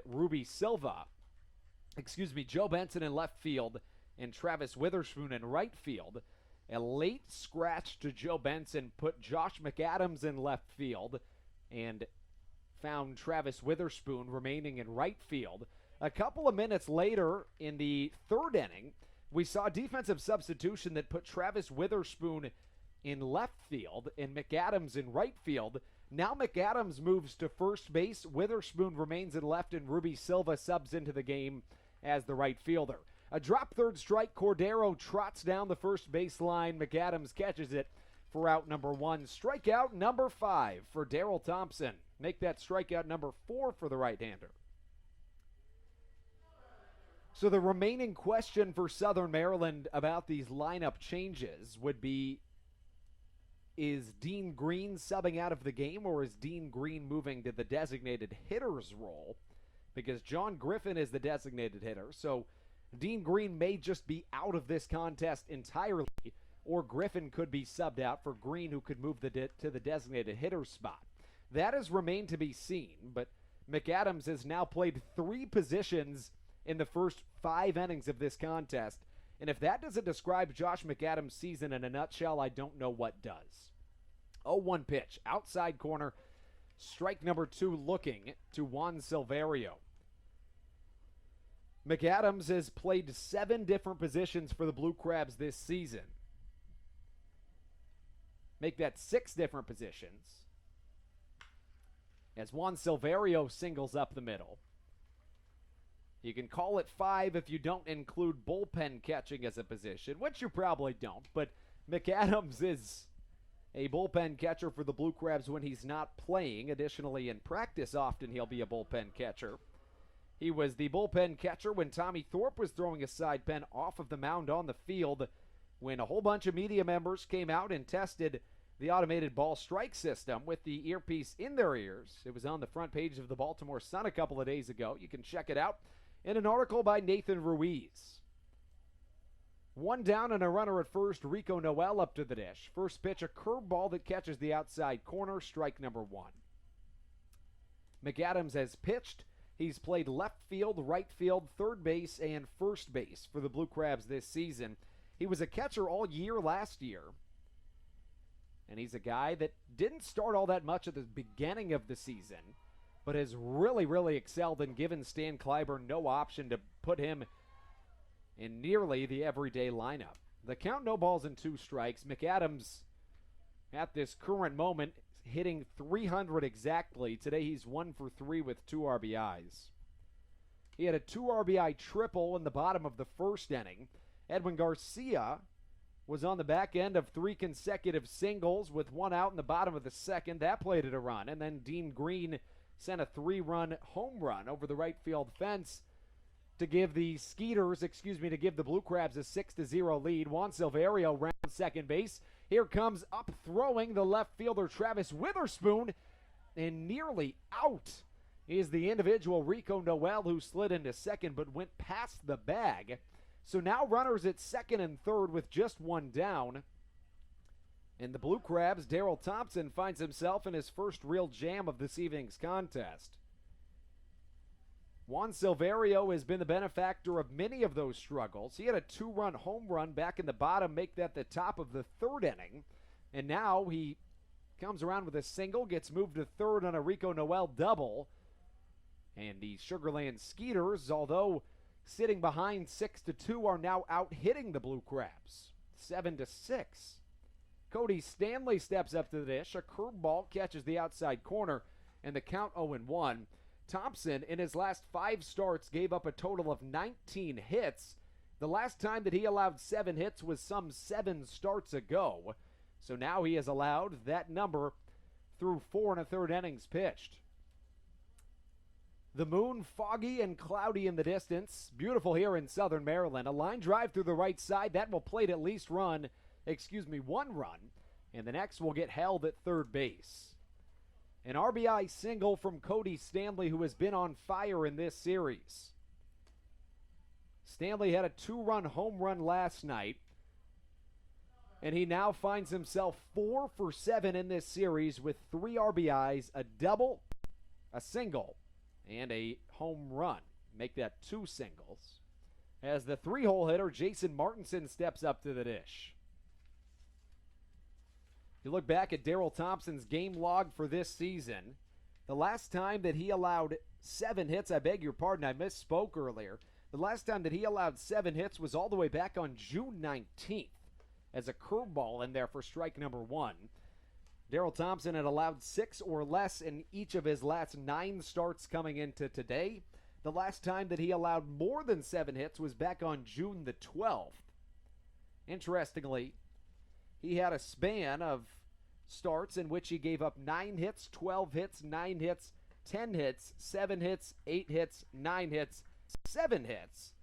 So that's a total of 7 starts that he gave up 7 or more in a row. Ever since, in his 9 starts after those, he hadn't given up 7 hits in a single one. So Thompson back on the wrong end of 7 today is the short story long. As Jason Martinson swings through a curveball, Thompson records out number 2 and keeps the Skeeters at bay for the moment being. The score 6-3. Yesterday, the Blue Crabs out-hit the Skeeters 10-6. And tonight, the Skeeters out-hitting the Blue Crabs 8-6. Both times, the individual team with less hits has found themselves in a little bit of a tough situation. The Blue Crabs lost last night despite the hit number by a score of 3-2. The Skeeters trailing 3-6 this evening. Thompson issues a curveball that misses in the dirt to the next man up to the plate, Dennis Phipps. Phipps today 1 for 2 in this series. He is 1 for 6. He has struck out once in this series. That one hit in this series likely should have been extra bases, but he found himself not quite getting to second. He later, you could argue, I don't think actually he necessarily caused the base running error. I would say that it was a combination of both Phipps and DJ Peterson. Neither of them were necessarily thinking to try to get 2 bases in one hustle. But nonetheless, Peterson was thrown out at first base after taking a big round around first. 2 balls, no strikes. A little half swing. A fly ball to the right side that will enter the seeding bowl. Foul ball makes the count 2 balls and a strike. So Thompson has allowed 3 earned runs. He's the guy that very rarely walks batters. In fact, coming into today, he has not walked a batter since July the 23rd. So 3 consecutive starts. If you count today, it would be 4 starts in which he has not walked a batter. Thompson with a fastball in the outside corner, and the count 3 balls and a strike. The walks plus hits per innings pitched. Austin Rooney was here with us for a couple of months, was a big believer in walks plus hits per innings pitched, and he got me onto that train as well. 3-1. High fly ball to center field. Corey Vaughn coming under it. I don't think he quite knows where it is. Finds it, catches it, out number 3. Thompson avoids danger, but allows a pair of hits in the inning that leads to a Skeeters run. The score now 6-3. The Blue Crabs doubling up the Skeeters on the Blue Crabs broadcast network.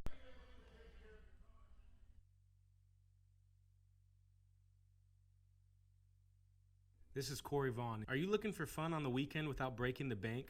My Eye Doctor Backfin Buddies is for you.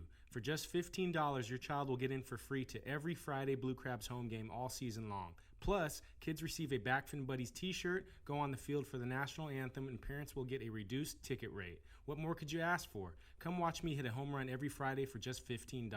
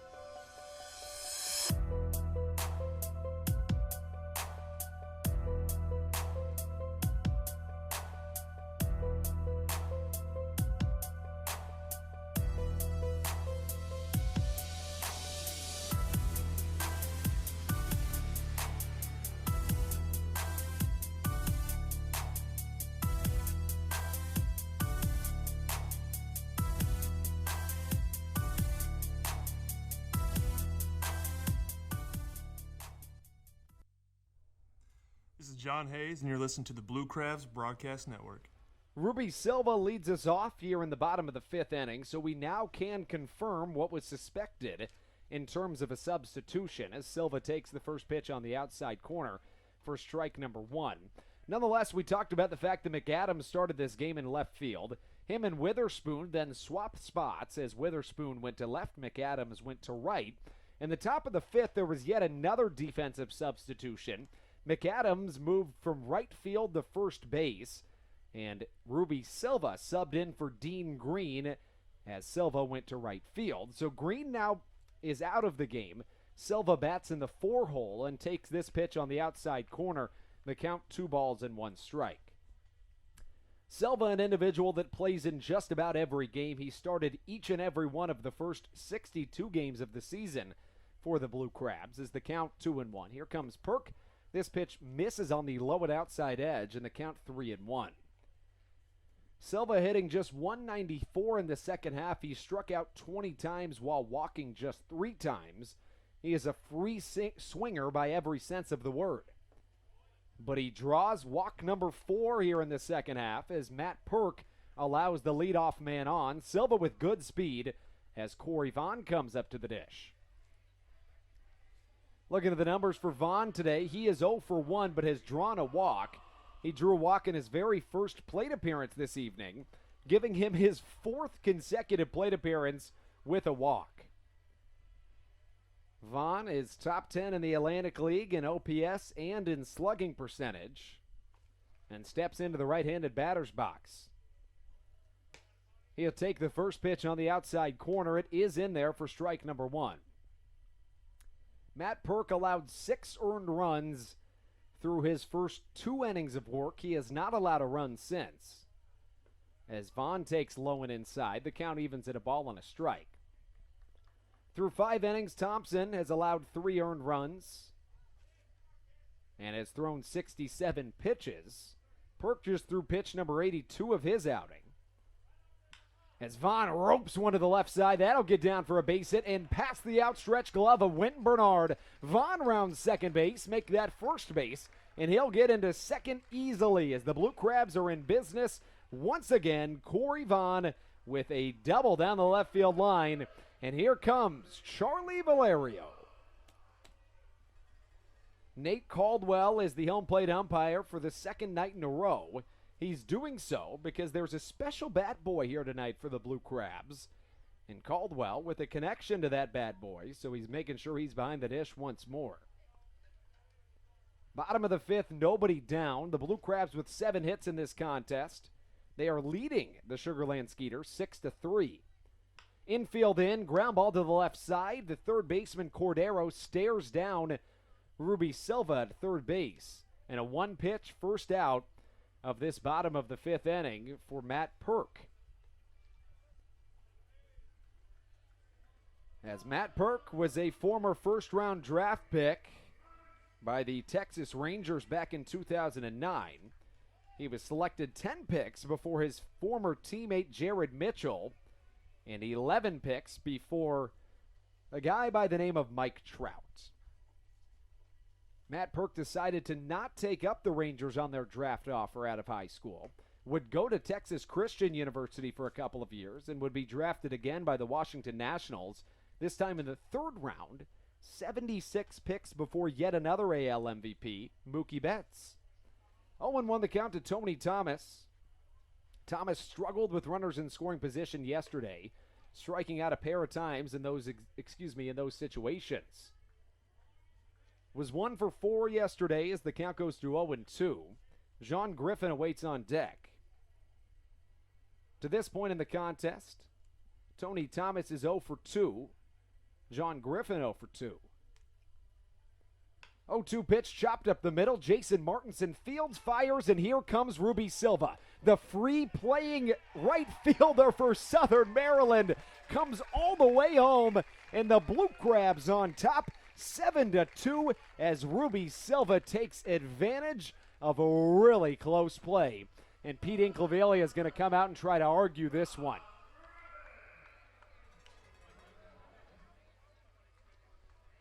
So what happened on that play is Inclaviglia really likes to have his fielders come in on plays such as the one we just saw. Typically, you'll see the Skeeters infielders covering as much grass as they possibly can. So they'll come in on the grass. The first time that there was a ground ball, Silva found himself, as I believe this is going to be a mound visit, and if this is a mound visit, then Matt Perk has to come out of the game, and he will do just that, as Pete Incaviglia takes the ball from his pitcher. But nonetheless, the first time there was a ground ball, Silva stayed put at third base. The second time, Martinson threw to first in a shocking manner. Silva ran home. He is a free player by every sense of the word and takes every inch he can get here in the bottom of the fifth. The score 7 for your Blue Crabs, 3 for the Skeeters. 1 down in the bottom of the fifth. We take a break, and we'll be right back on the Blue Crabs Broadcast Network.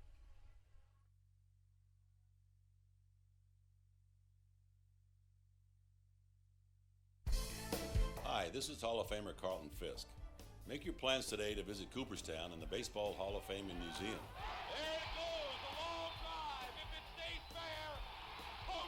Reconnect with your memories of the game and make new memories with your family.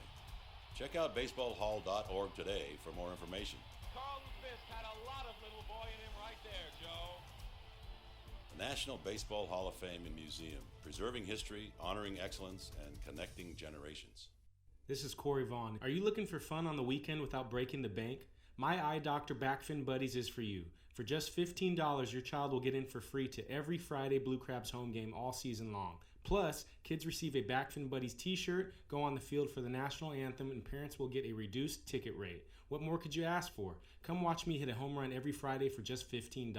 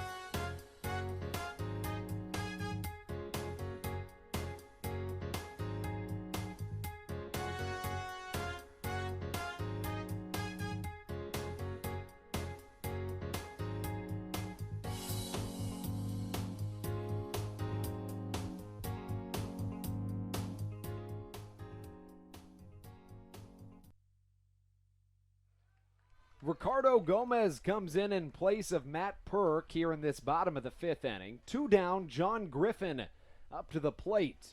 As Ricardo Gomez comes to the plate, he's pitched in 20 games. He has he's pitched 28 innings this season, and he has a 1.61 ERA. Slider inside corner, called strike number 1 to John Griffin. Griffin, the designated hitter for the Blue Crabs today, as Southern Maryland tries to pick up Game 2 as a victory after dropping Game 1 in a heartbreaker against the Skeeters as they lost 3-2. Second pitch to Griffin, outside corner, it'll miss. The count even at a ball and a strike. Southern Maryland led off the bottom of the ninth yesterday, putting the tying run aboard. Edwin Garcia tried to bunt Blackstone over after Blackstone's single, but it was a pop-up on the bunt attempt. A nice play by Nick Rumbelow, the closer for the Skeeters, and doubled off Blackstone at first, and out number 3 followed. Another slider, and that Ricardo Gomez off-speed pitch has a tremendous amount of movement. The count 1 ball and 2 strikes.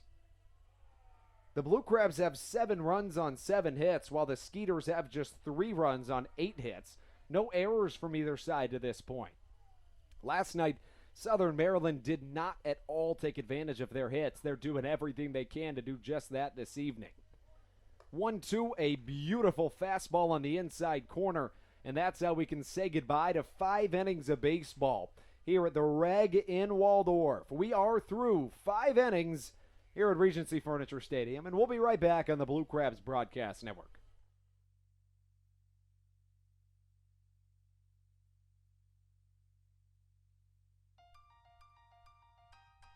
So, what do you like about your home?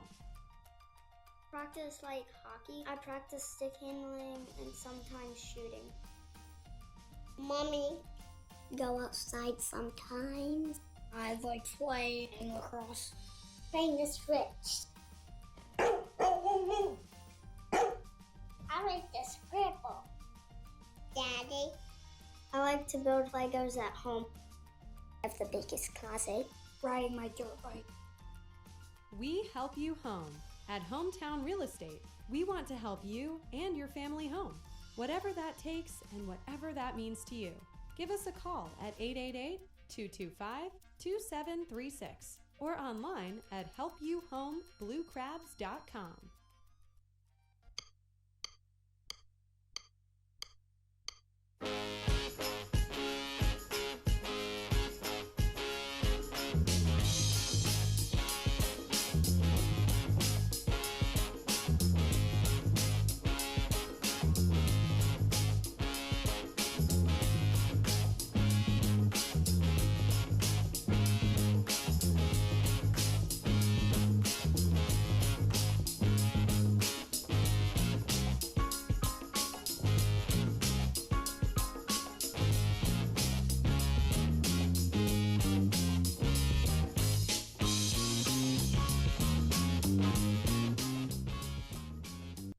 This is Charlie Valerio, and you are listening to the Blue Crabs Broadcast Network. Into the top of the sixth inning we go here in Southern Maryland. Daryl Thompson on the mound for his sixth inning of work as the right-hander continues to chase history as he is looking to break the Atlantic League strikeout record. Thompson comes up, first pitch, misses on the outside corner. DJ Peterson, the man at the plate. The strikeout to walk ratio this season is one to behold for Daryl Thompson. Get to that right after this pitch, as he will catch the outside corner. 1-1 the count. This season, Daryl Thompson has struck out 125 batters while walking just 11. It's just mind-blowing, the stuff that Daryl Thompson has done this season.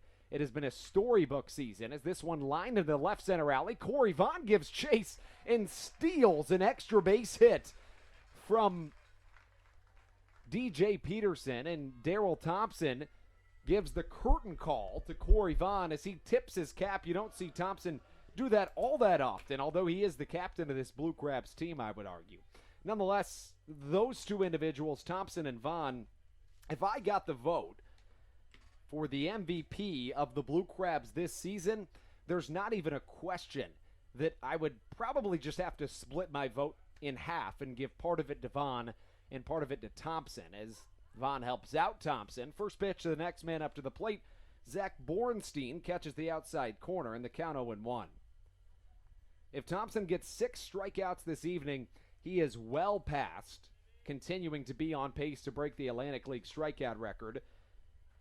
With 5 strikeouts already tonight, he has already kept himself on pace to break the record. If he does not strike out another batter this evening, he'll end tonight on pace for 166 2/3 strikeouts this season.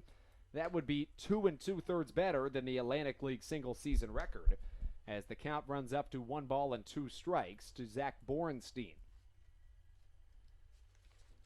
Thompson's been terrific this evening. The hit count has been higher than we've seen it since June 19th, but the run's still down at 3. 1-2 misses in the dirt and inside in the count of ball and make that 2 balls and 2 strikes. This evening, Bornstein 0 for 2. He was 2 for 3 yesterday with a home run. That home run was the deciding factor, as it was the 3rd Skeeters run and a 3-2 victory. Thompson with a curveball, strike number 3, the 6th of the evening for Daryl. And now if he finishes this evening with exactly as many strikeouts as he has at this current moment, Daryl would be on pace for 168 strikeouts this season. That would be 4 more than the Atlantic League single season record. In comes Winton Bernard after Daryl Thompson strikes out Zach Bornstein for the 3rd time this evening. First pitch to Bernard, catches low and away in the count 0-1. As Bernard steps up to the dish.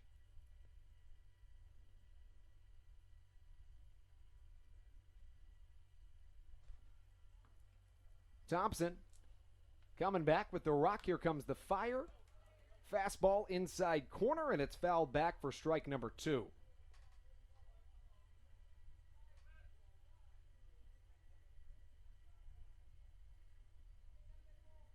If Thompson strikes out one more batter, he would be on track for 169 and a third strikeouts this season, which would be 5 and a third more than the Atlantic League single-season record.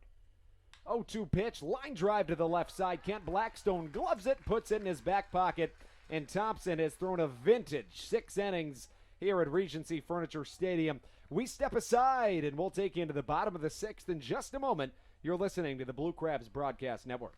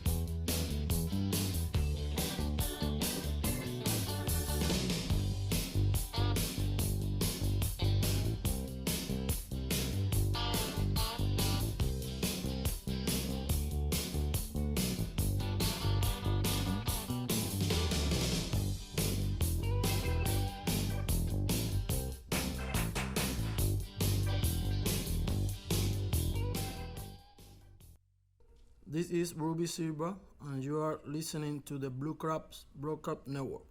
Travis Witherspoon leads us off in the bottom of the 6th inning.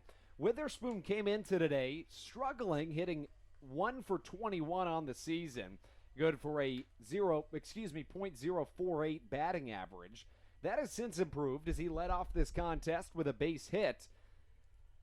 And that came for him in the bottom of the 2nd inning. He scored 1 of 4 Blue Crabs runs that came around to score in that bottom of the 2nd. The Blue Crabs plated 2 in the 1st, 4 in the 2nd, and 1 in the bottom of the 5th, while the Skeeters had put up 3 runs in the meantime. 0-1 the count. Ricardo Gomez jams up the right-handed bat of Travis Witherspoon, and the count no balls and 2 strikes. Witherspoon with very much above average speed. 1 for 2 this evening with a run scored. No balls, 2 strikes.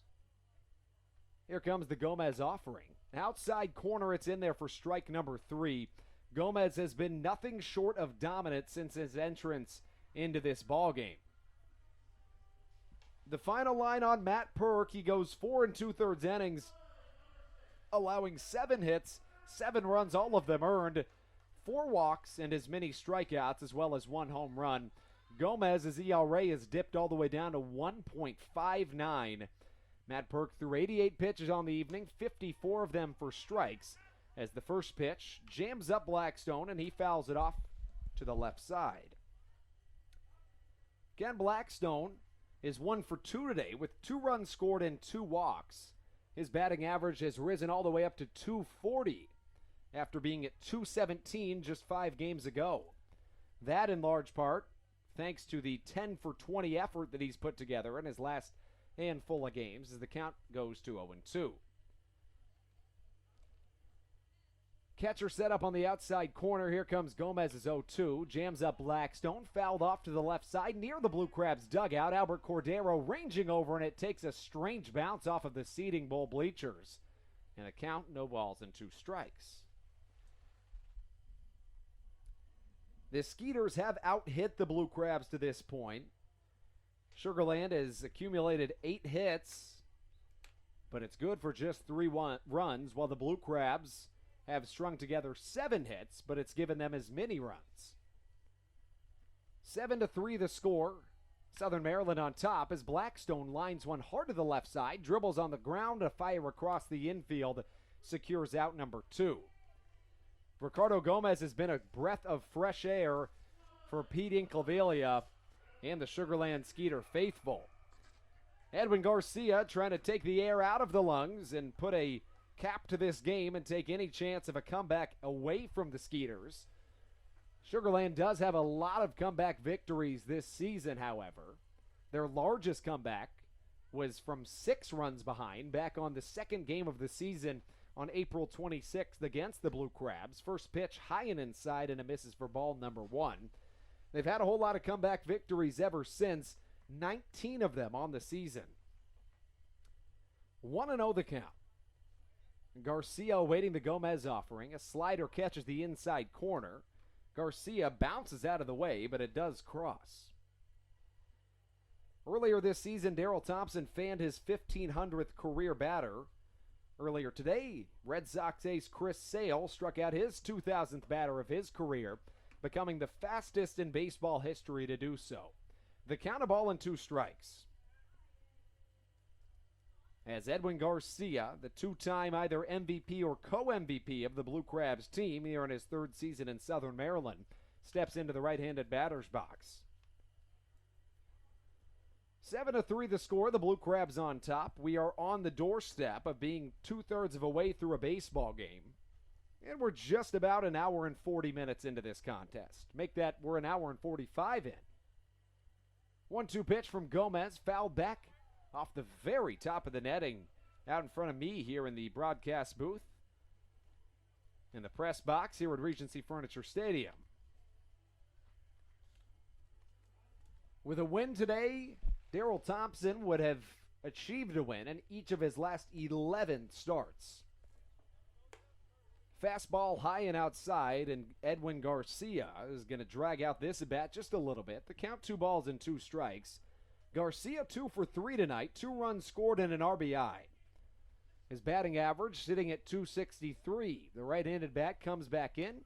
Slider not enough to get past Garcia, and we'll stay at 2 balls and 2 strikes.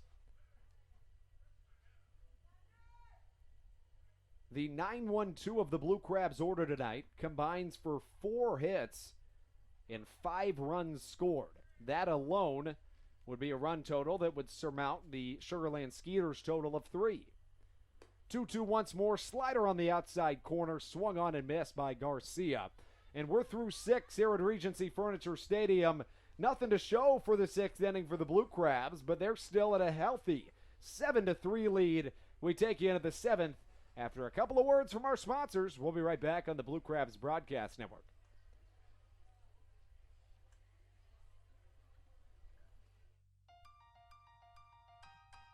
So, what do you like about your home?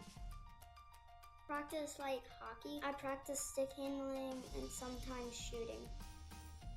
Mommy. Go outside sometimes. I like playing lacrosse. Playing the switch. I like the scribble. Daddy.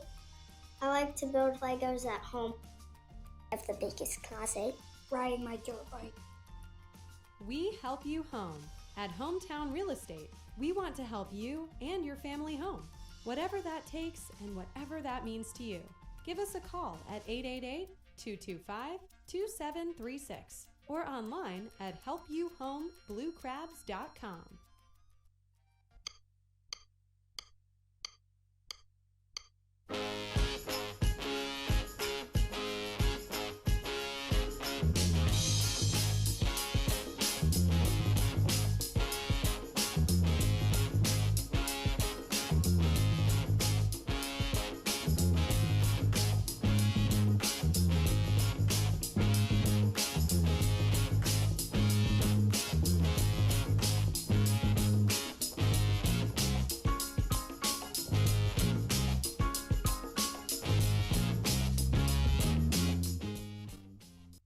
This is Charlie Valerio, and you are listening to the Blue Crabs Broadcast Network.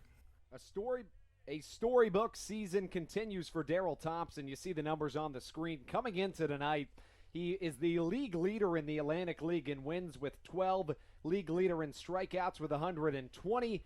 He's on track to break the Atlantic League strikeout record, leads the league in innings pitched, 7th in ERA, and has a win in each of his last 10 starts. He has just been filthy lately, has Daryl Thompson. There was a point this season where he was 2-6. He is on the brink of being 13-6 after tonight. That's in the last 11 starts that he's done that. Incredible stuff as the leadoff hitter, Albert Cordero, here in this top of the 7th inning, fouls the first one over our heads in the press box, the count 0-1. Cordero comes to the dish. Coming into today, he's a .208 hitter with 7 home runs and 37 RBIs. The switch-hitting catcher plays third base for the Skeeters today as Josh McAdams bodies up a ground ball, puts it on the ground, and steps on first for out number 1. 1 down, nobody on as Daryl Thompson continues a dominant performance here in Southern Maryland. He has allowed 8 hits, which is the most he's allowed since June the 16th. Make that June the 19th, but a storybook season continues for Daryl. His 12 wins this season not only are atop the Atlantic League, but additionally, it's the most he's ever had in any of his 8 seasons in the Atlantic League. First pitch on its way to Juan Silverio, who's 2 for 2 tonight. It's fouled back into the net in the count 0-1. Thompson also holds 2/3 of a triple crown, leading the league in wins and strikeouts. We mentioned that he is on track to break the Atlantic League strikeout record. It's just been a storybook year for Daryl Thompson as he gets a curveball past Juan Silverio. This season alone, he's picked up his 100th professional win. His 2,000th career inning has been tossed, and he's also struck out his 1,500th professional batter.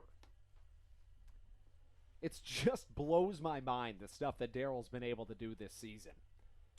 No balls, 2 strikes. Curveball, swing and a miss. Strikeout number 7 for Daryl Thompson, and he is well on his way to staying on track to break the Atlantic League single-season record for strikeouts in a season.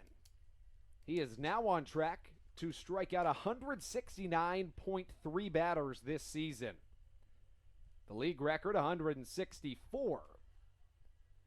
In comes Rico Noel, the speedster, has stolen 29 bases in 27 games this season, and in just 27 of the 102 games played this season for the Skeeters, I beg your pardon, it would be 28 of 102 for the Skeeters this season.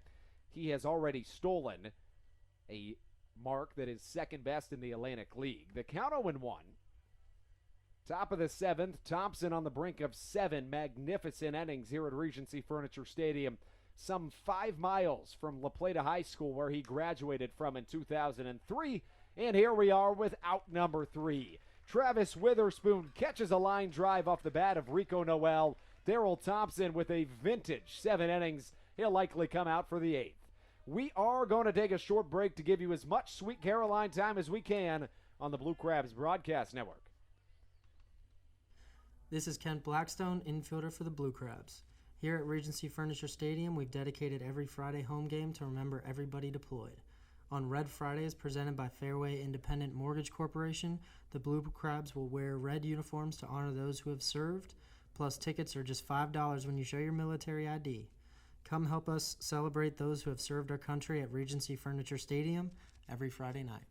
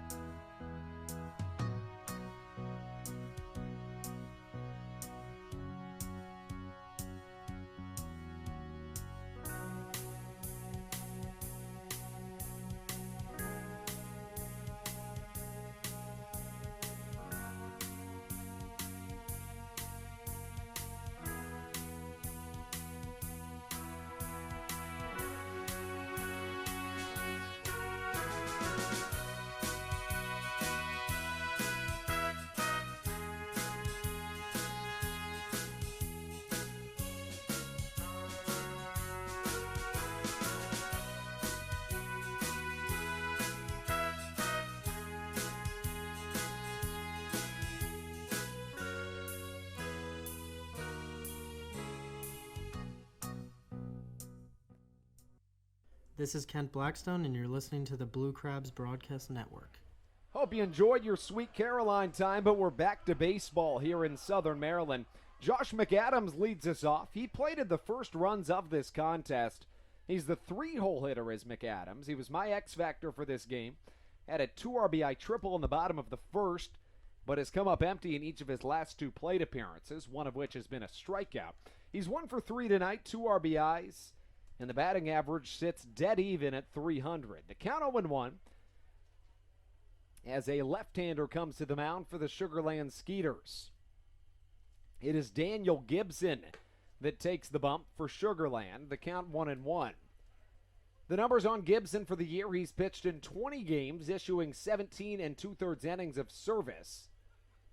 Batters really struggle against him from both sides of the plate, and he has a 2.04 ERA this season. An interesting motion from the left-hander is a broken bat ground ball hit to the left side. Double clutch and a throw across the infield from Albert Cordero is good for out number 1.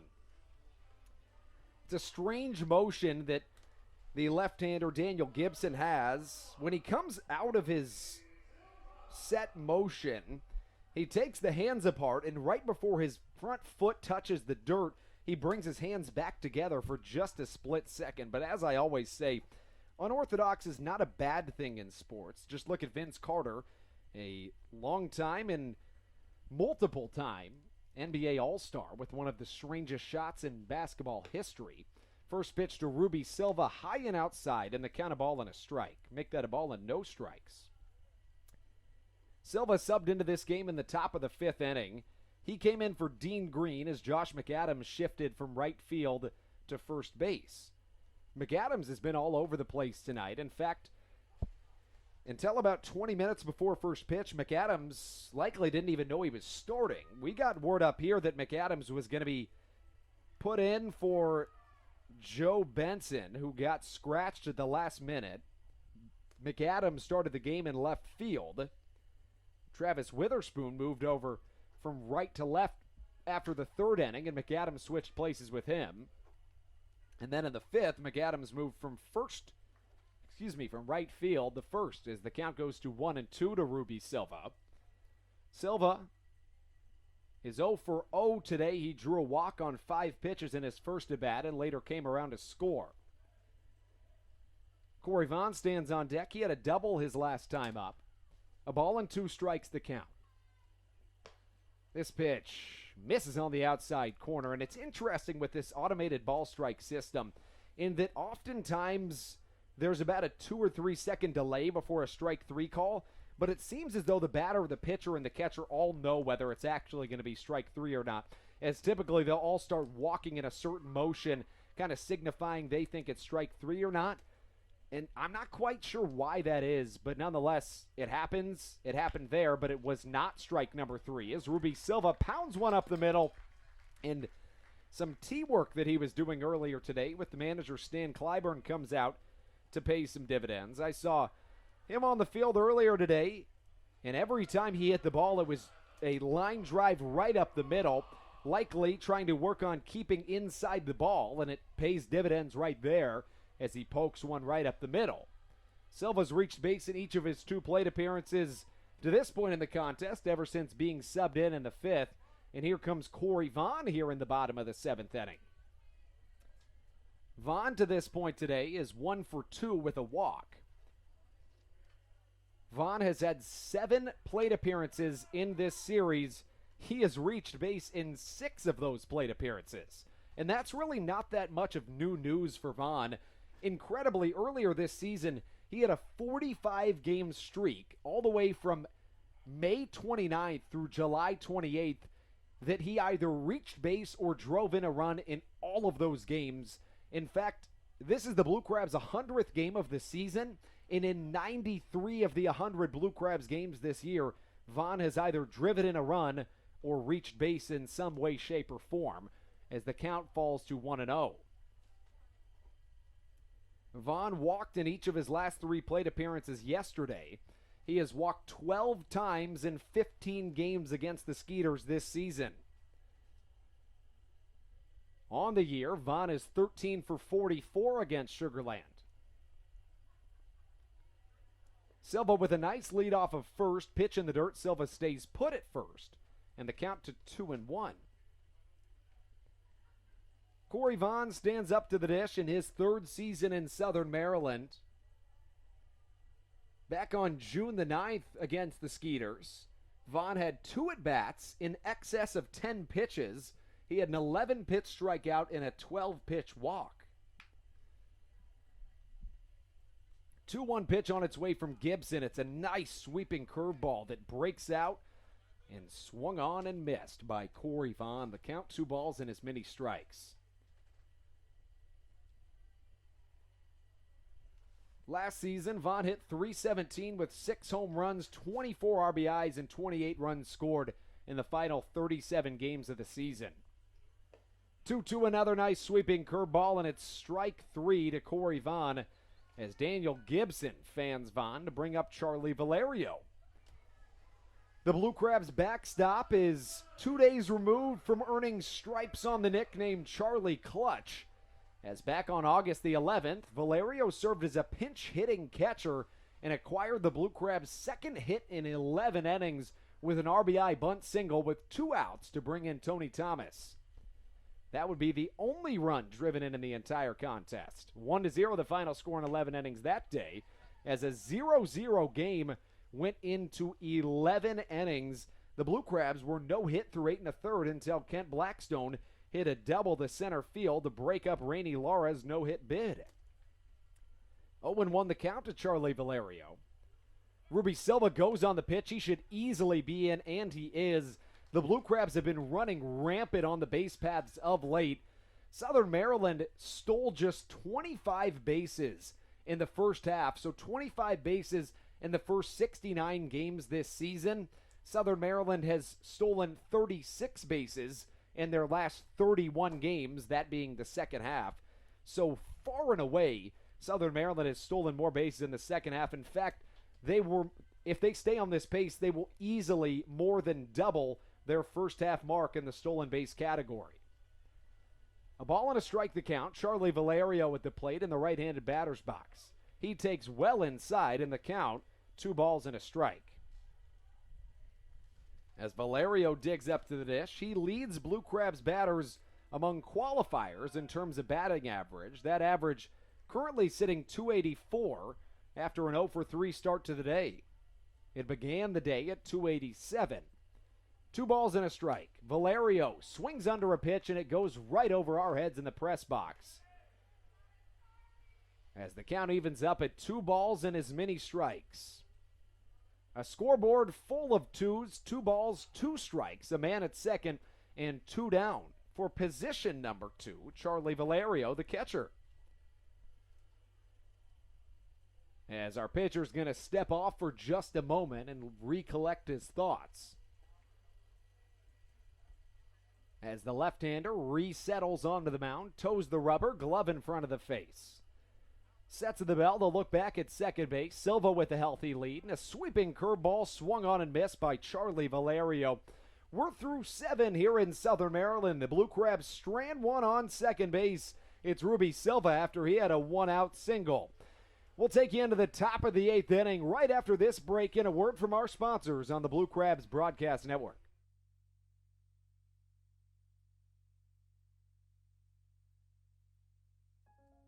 The National Baseball Hall of Fame and Museum is a place with thousands of stories to be told. It's a place to relive baseball's greatest moments and share them with future generations. It's a place to experience the game and how it has shaped our history. Cooperstown is a destination with something for the entire family. Our stories to tell, your memories to share. Plan your trip to the National Baseball Hall of Fame and Museum in Cooperstown at baseballhall.org. Hi, I'm Seth Disler, Sales Executive for the Southern Maryland Blue Crabs. Calling all farmers, come out to the ballpark for Agriculture Night on August 15th. At the game, we will recognize the great work that farmers in Maryland and across the country do for us. We look forward to seeing all farmers at the game on August 15th.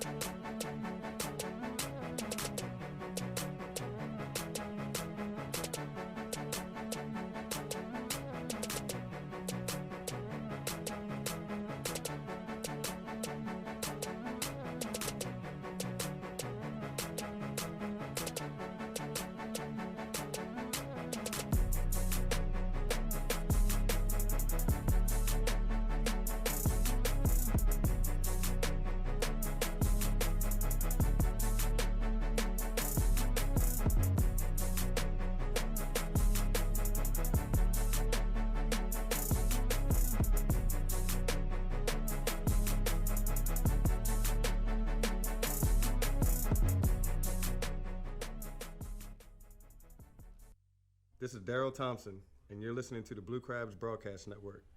Daryl Thompson, the hometown hero, the La Plata native, takes us into the top of the 8th inning and is on the mound for the top of the 8th inning. The right-hander moving into his 8th inning of work here in Southern Maryland. And the first pitch he issues inside to the left-handed bat of Cody Stanley. He's been awfully good in this series. He is 4 for 7 with a handful of RBIs and 2 extra base hits, one of which was a home run in the second at bat of yesterday's contest that would be the difference maker as a tailing and wailing fly ball to the left side dinged off of the foul pole for a 2-run shot and what would turn around to be a 3-2 final score. 2 balls and a strike the count to Cody Stanley. The left-handed hitting catcher digs back in. Get you some numbers on Thompson right after this pitch. Curveball swung on and missed. The count 2 balls and as many strikes.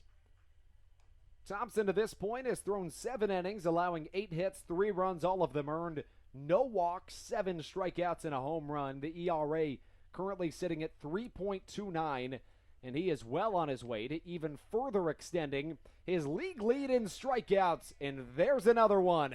The 8th K of the evening for Daryl Thompson, and he is yet again furthering his trek to lead the Atlantic League in strikeouts, not only lead the league.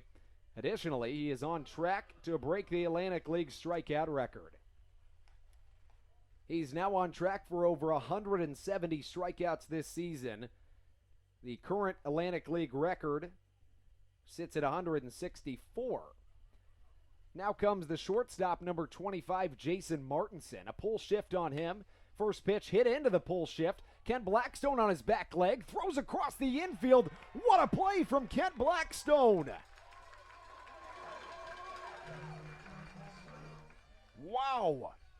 Talked to Blackstone the other day about oftentimes he'll make a jump throw when he was playing second base. No jump throw there, but that was deep into the hole. Blackstone was at least 10 feet into the outfield grass, planted his back foot and threw a strike across the infield. What a play by the right-handed shortstop, Daryl Thompson. The right-handed shortstop, Kent Blackstone. And the right-handed pitcher, Daryl Thompson, steps onto the mound on the brink of 8 terrific innings. First pitch, line drive, center field. Corey Vaughn on his horse, catches it out, number 3. Daryl Thompson takes just 6 pitches to get through the 8th inning, which is very likely going to be his last inning of work. In his first inning of work this evening, he issued just 5 pitches. So 11 innings combined in his first and last innings of work. And Daryl Thompson in line for, incredibly, his 13th win of the season, which would further his league lead in that category. We'll step aside for just a moment and be right back on the Blue Crabs Broadcast Network.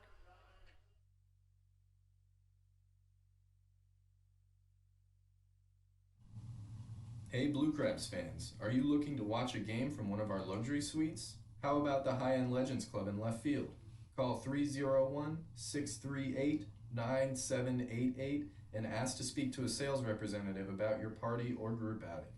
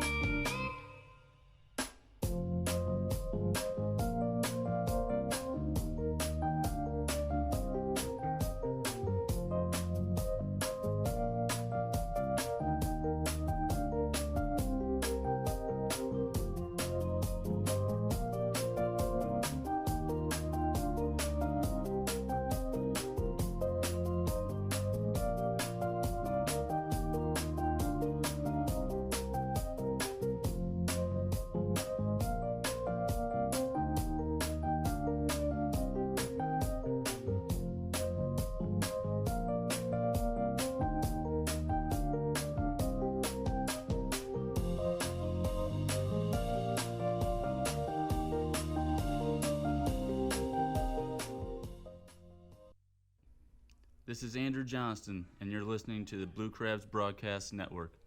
Tony Thomas leads us off here in this bottom of the 8th inning of baseball. We've seen a whole lot of stagnant from either side since the 5th inning. And really, when we even take it back to the 3rd inning, in which we saw the 8th combined run be scored in the top of the 3rd inning, after the Blue Crabs put up 6 in the first 2 innings, is this pitch way over the head of Tony Thomas. As the catcher's going to slap the tag on him just in case he was trying to steal. I get it. This is the 1-month anniversary of Tony Thomas's stealing of first base. On the day that Tony Thomas had his cleats inducted into the National Baseball Hall of Fame and Museum, he went 4 for 4 with 2 doubles and 2 RBIs as he hits a moonshot to the left side. Bye-bye baseball. See you later as Tony Thomas goes yard to the left side and picks up his 11th home run of the season.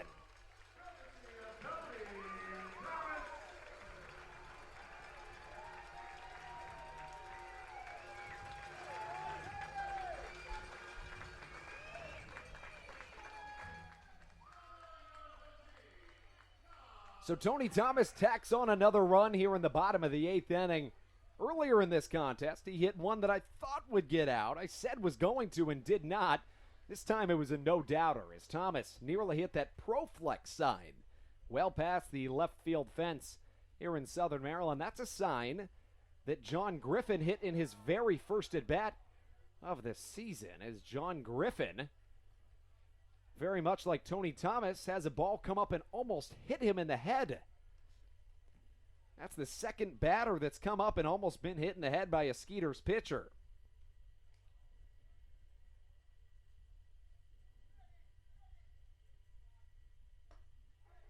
As this pitch, also high and inside, the count 2-0.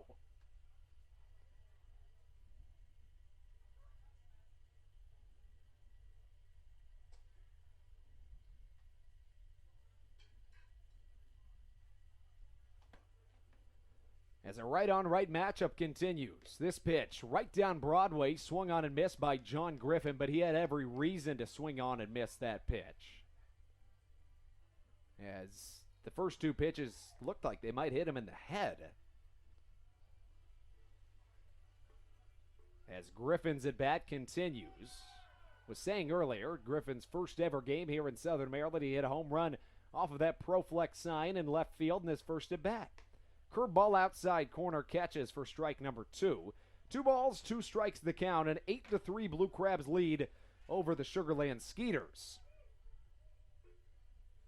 As we take a look around the league this evening, the York Revolution had their game postponed, so the Blue Crabs have a chance to get back to 3.5 games in this Freedom Division, as Griffin hits one well to the right center alley. That'll get down for extra bases. John Griffin rounds first. Here he comes into second, and he's good with a double.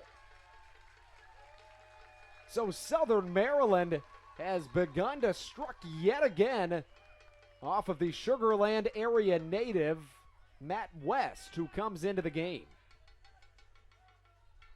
First at bat against Matt West was a home run from Tony Thomas. John Griffin follows with a double to the right center alley, and the Blue Crabs are in business. The rest of the out-of-town scoreboard here in the Atlantic League, it's all tied up both in New Britain and in Somerset.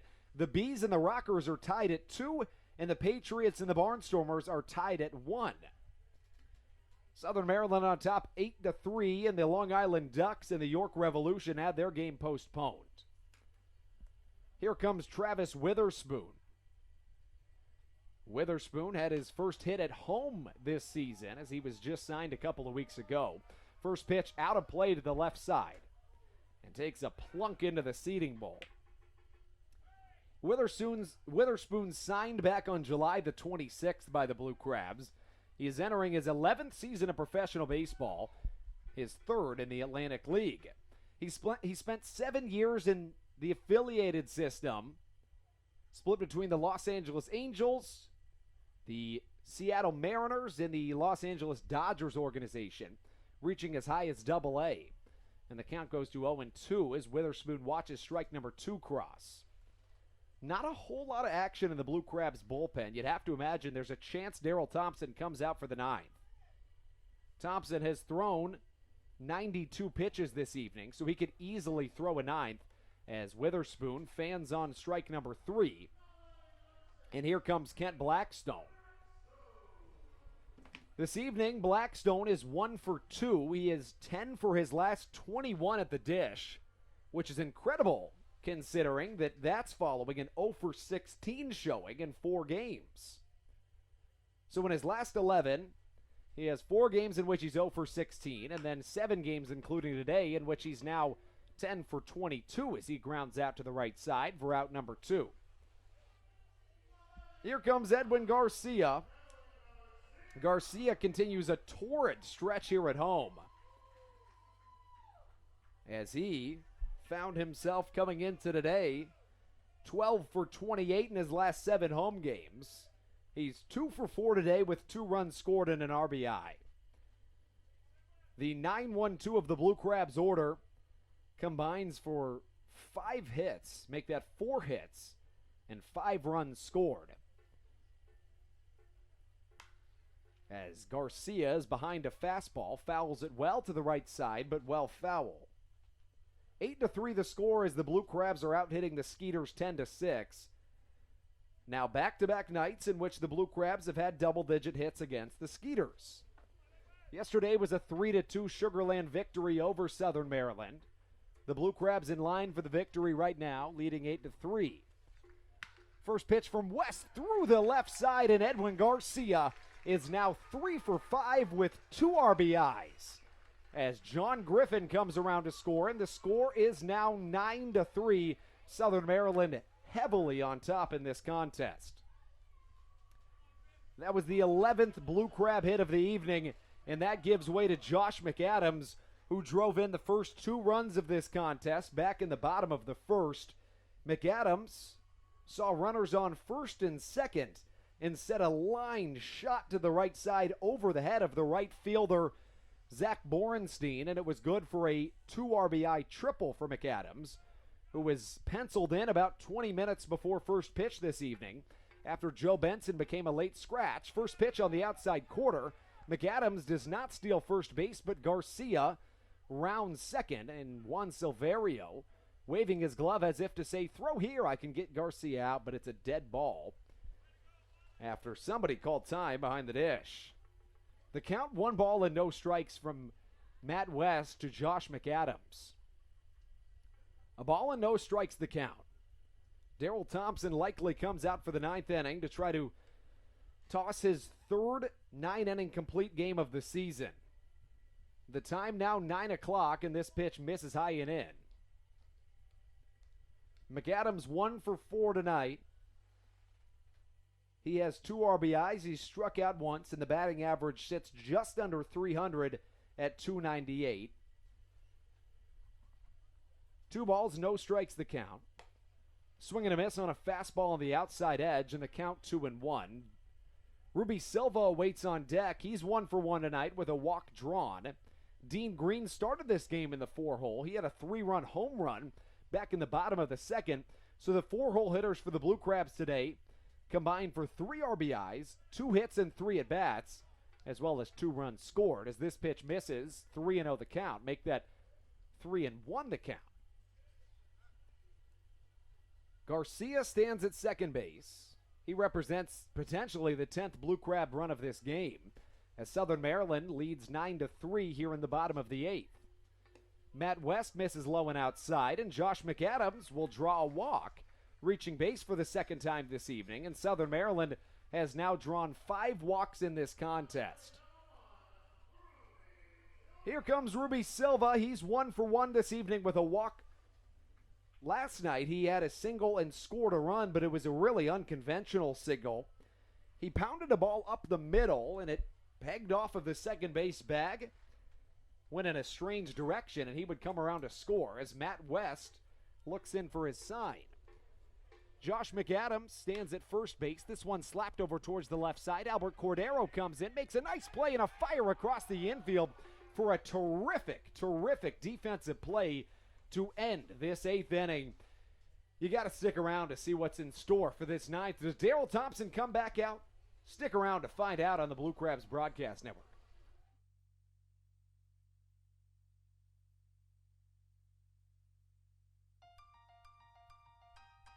So, what do you like about your home? Practice like hockey. I practice stick handling and sometimes shooting. Mommy. Go outside sometimes. I like playing lacrosse. Playing the switch. I like the scribble. Daddy. I like to build Legos at home. I have the biggest closet. Riding my dirt bike. We help you home. At Hometown Real Estate, we want to help you and your family home. Whatever that takes and whatever that means to you. Give us a call at 888-225-2736 or online at helpyouhomebluecrabs.com.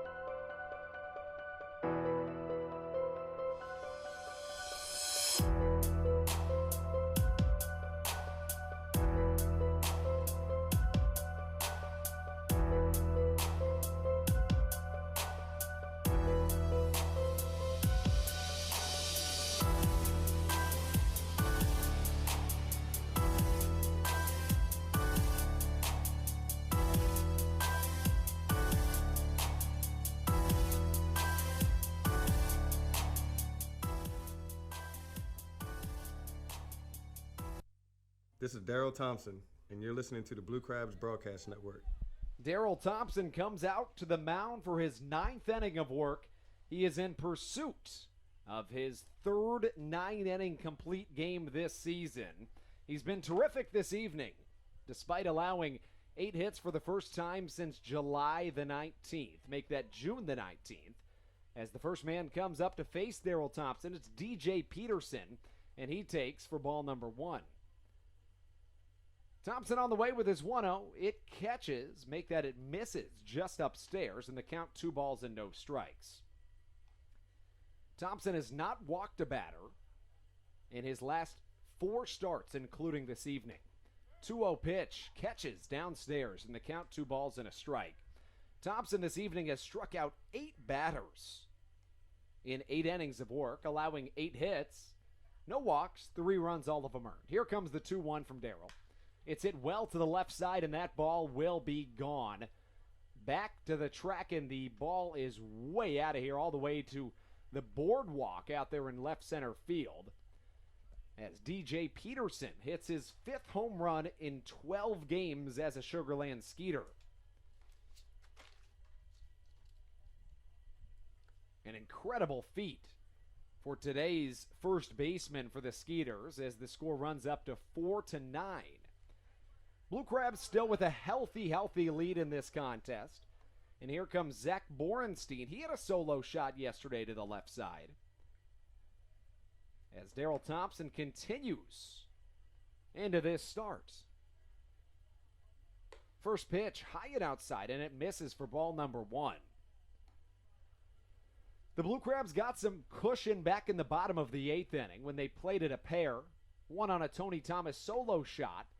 John Griffin then hit a double, and Edwin Garcia singled to bring him home. So Southern Maryland with 9 runs in the contest. They've scored in 5 different innings. 5 of their 8 innings have seen runs come around in the count 1-2. Thompson has struck out 8 batters today, 3 of them coming from Zach Borenstein, as he is 0 for 3 with 3 strikeouts, and that's interesting considering coming into today he was hitting .412 against Southern Maryland. This pitch way inside, Charlie Valerio sprints back to the backstop, but no pursuit of first base from Zach Borenstein. As Daryl Thompson continues into a really, really monumental evening as he is well on his way to his 11th win in his last 11 starts. I just can't believe those words are coming out of my mouth. And if anybody was going to do it, it would be Daryl. The count 3 balls and 2 strikes. Thompson in his 9th inning of work here in Southern Maryland. He is in his 8th season as a Blue Crab. Thompson rocks, here comes the fire. 3-2 pitch upstairs, a check down to third. No, he did not. And Daryl Thompson has walked his very first batter since a long, long time ago, and he does it in the 9th inning here. Through his first 8 innings of work, Daryl Thompson did not issue a single walk. In his last 23 innings of work coming into today, he didn't issue a single walk. So he ends a 31-inning streak without issuing any walks whatsoever. And here comes the right-handed bat of Winton Bernard. He'll swing through strike number 1. Bernard 1 for 3 this evening with a run scored. The batting average sits at .284 for the right-handed batsman. He plays left field for the Skeeters this evening. Thompson working out of the stretch. A curveball will miss just inside, and it was a roller coaster of a curveball. Going from not even 12-6, maybe even 14-4 curveball. If you follow my drift, the count 1-1. Winton Bernard awaiting the 1-1 pitch from Daryl Thompson. It's pounded up the middle. And Daryl Thompson has allowed each of the first 3 batters in this half inning to come around and score. This one botched by Charlie Valerio. Corey Vaughn out there in center field. And Daryl Thompson's evening is over after 8 innings of work. We'll step aside for just a moment. We'll be right back on the Blue Crabs Broadcast Network.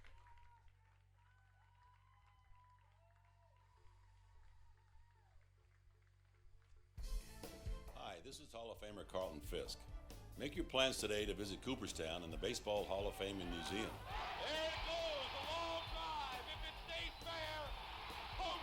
Reconnect with your memories of the game and make new memories with your family. Check out baseballhall.org today for more information. Carlton Fisk had a lot of little boy in him right there, Joe. The National Baseball Hall of Fame and Museum, preserving history, honoring excellence, and connecting generations. This is Corey Vaughn. Are you looking for fun on the weekend without breaking the bank? My Eye Doctor Backfin Buddies is for you. For just $15, your child will get in for free to every Friday Blue Crabs home game all season long. Plus, kids receive a Backfin Buddies t-shirt, go on the field for the national anthem, and parents will get a reduced ticket rate. What more could you ask for? Come watch me hit a home run every Friday for just $15.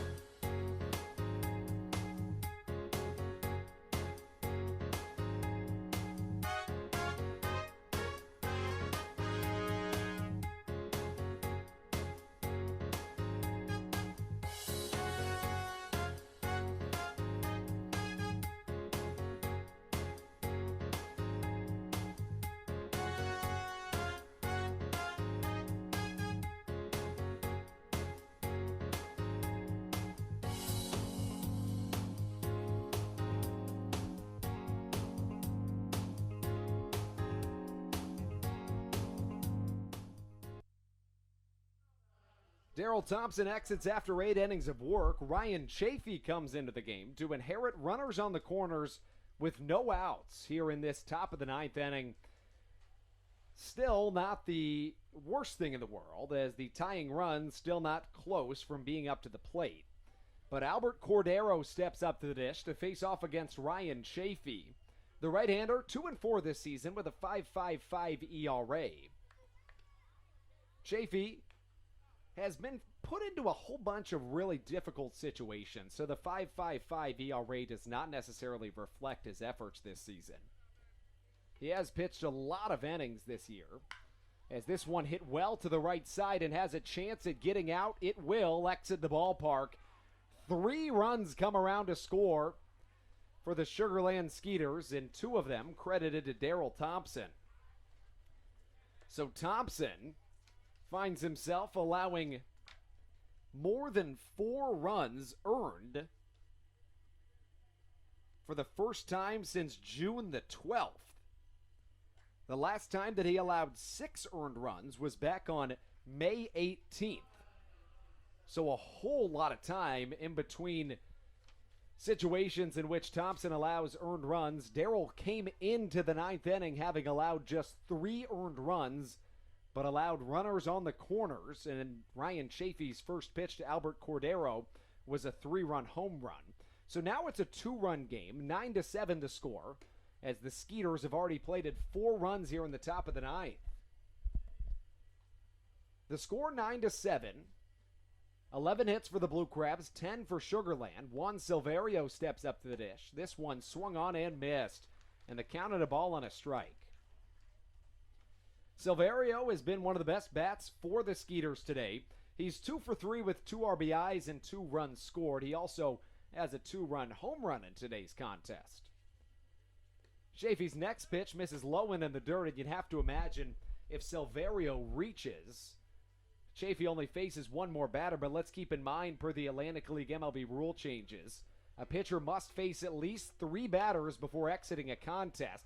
This one dribbled to the left side, should be out number 1, and is, as John Griffin has entered the game at first base for Southern Maryland.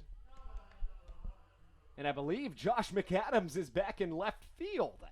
So Josh McAdams was not even going to start tonight's game. He was penciled in at the last moment as Joe Benson was taken out. So McAdams started the game in left field. He then pivoted to right field. He then moved into first base, and now he's back in left field.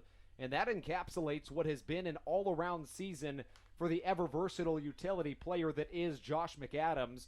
He's played 5 different positions. He has played 3 different positions this evening. And he has changed positions 4 times. No balls and a strike the count to Rico Noel. The center fielder for the Skeeters takes ball number 1 upstairs, and the count of ball and a strike. Noel is 1 for 4 this evening. In this road trip that the Sugar Land Skeeters find themselves in, Noel is struggling. He is just 4 for 27 as a curveball is swung on and missed, and the count of ball and 2 strikes. As Nate Caldwell takes some baseballs from our honorary bat boy today. As Chafee digs back onto the mound. Here comes the 1-2 from Ryan. A curveball jams up Noel. Garcia gloves it, gives it off to his counterpart right side infielder. Out number 2. Really good job by Ryan Chafee to rebound after he gives up a 3-run home run. Only 1 of those runs credited to him. 2 of them credited to Daryl Thompson, who is in line for his 13th win this season. It would be his 11th straight victory. As that will be the night for Ryan Chafee. And I believe Matt Latos will come in. We'll step aside once more and be right back on the Blue Crabs Broadcast Network. Hi, this is Hall of Famer Carlton Fisk. Make your plans today to visit Cooperstown and the Baseball Hall of Fame and Museum.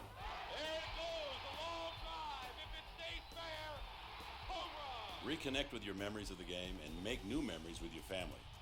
Check out baseballhall.org today for more information. Carlton Fisk had a lot of little boy in him right there, Joe. National Baseball Hall of Fame and Museum, preserving history, honoring excellence, and connecting generations. This is Corey Vaughn. Are you looking for fun on the weekend without breaking the bank? My Eye Doctor Backfin Buddies is for you. For just $15, your child will get in for free to every Friday Blue Crabs home game all season long. Plus, kids receive a Backfin Buddies t-shirt, go on the field for the national anthem, and parents will get a reduced ticket rate. What more could you ask for? Come watch me hit a home run every Friday for just $15.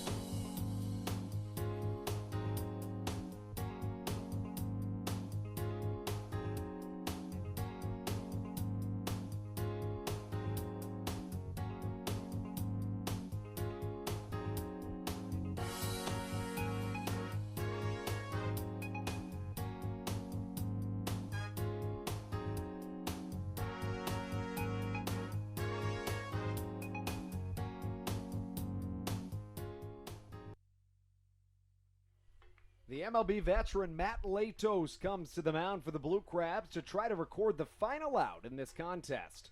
His first pitch on its way to Cody Stanley, who's been tremendous in this series. He is 4 for 8 in this series with a home run and a double. 0-1 the count, 11 hits for either side. The Skeeters have played at a quartet here in the top of the ninth. Interestingly, the ninth inning has been one of the best for Southern Maryland this season, as the next pitch also catches its strike number 2.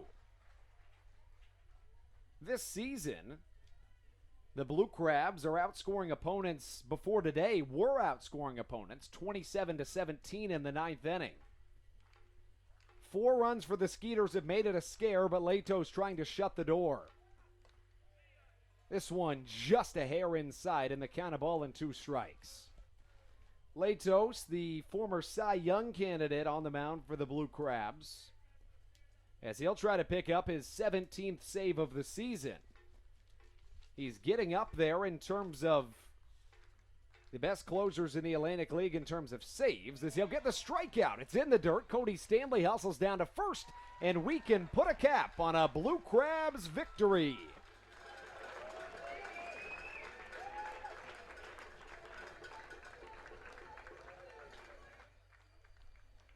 So the Sugarland Skeeters put a scare into the Blue Crabs' armor, but Matt Latos comes in to save the day for Southern Maryland after Ryan Chafee settles down. 1 pitcher was in the game for the Blue Crabs through the first 8 innings of work. Southern Maryland had 3 pitchers on the mound in the very last inning of play, but it comes down as a Southern Maryland Blue Crabs 9-7 victory over the Sugarland Skeeters. We'll step aside for just one moment. We'll be right back on the Blue Crabs Broadcast Network.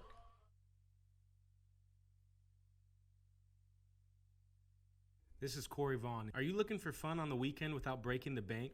My Eye Doctor Backfin Buddies is for you. For just $15, your child will get in for free to every Friday Blue Crabs home game all season long. Plus, kids receive a Backfin Buddies t-shirt, go on the field for the national anthem, and parents will get a reduced ticket rate. What more could you ask for? Come watch me hit a home run every Friday for just $15.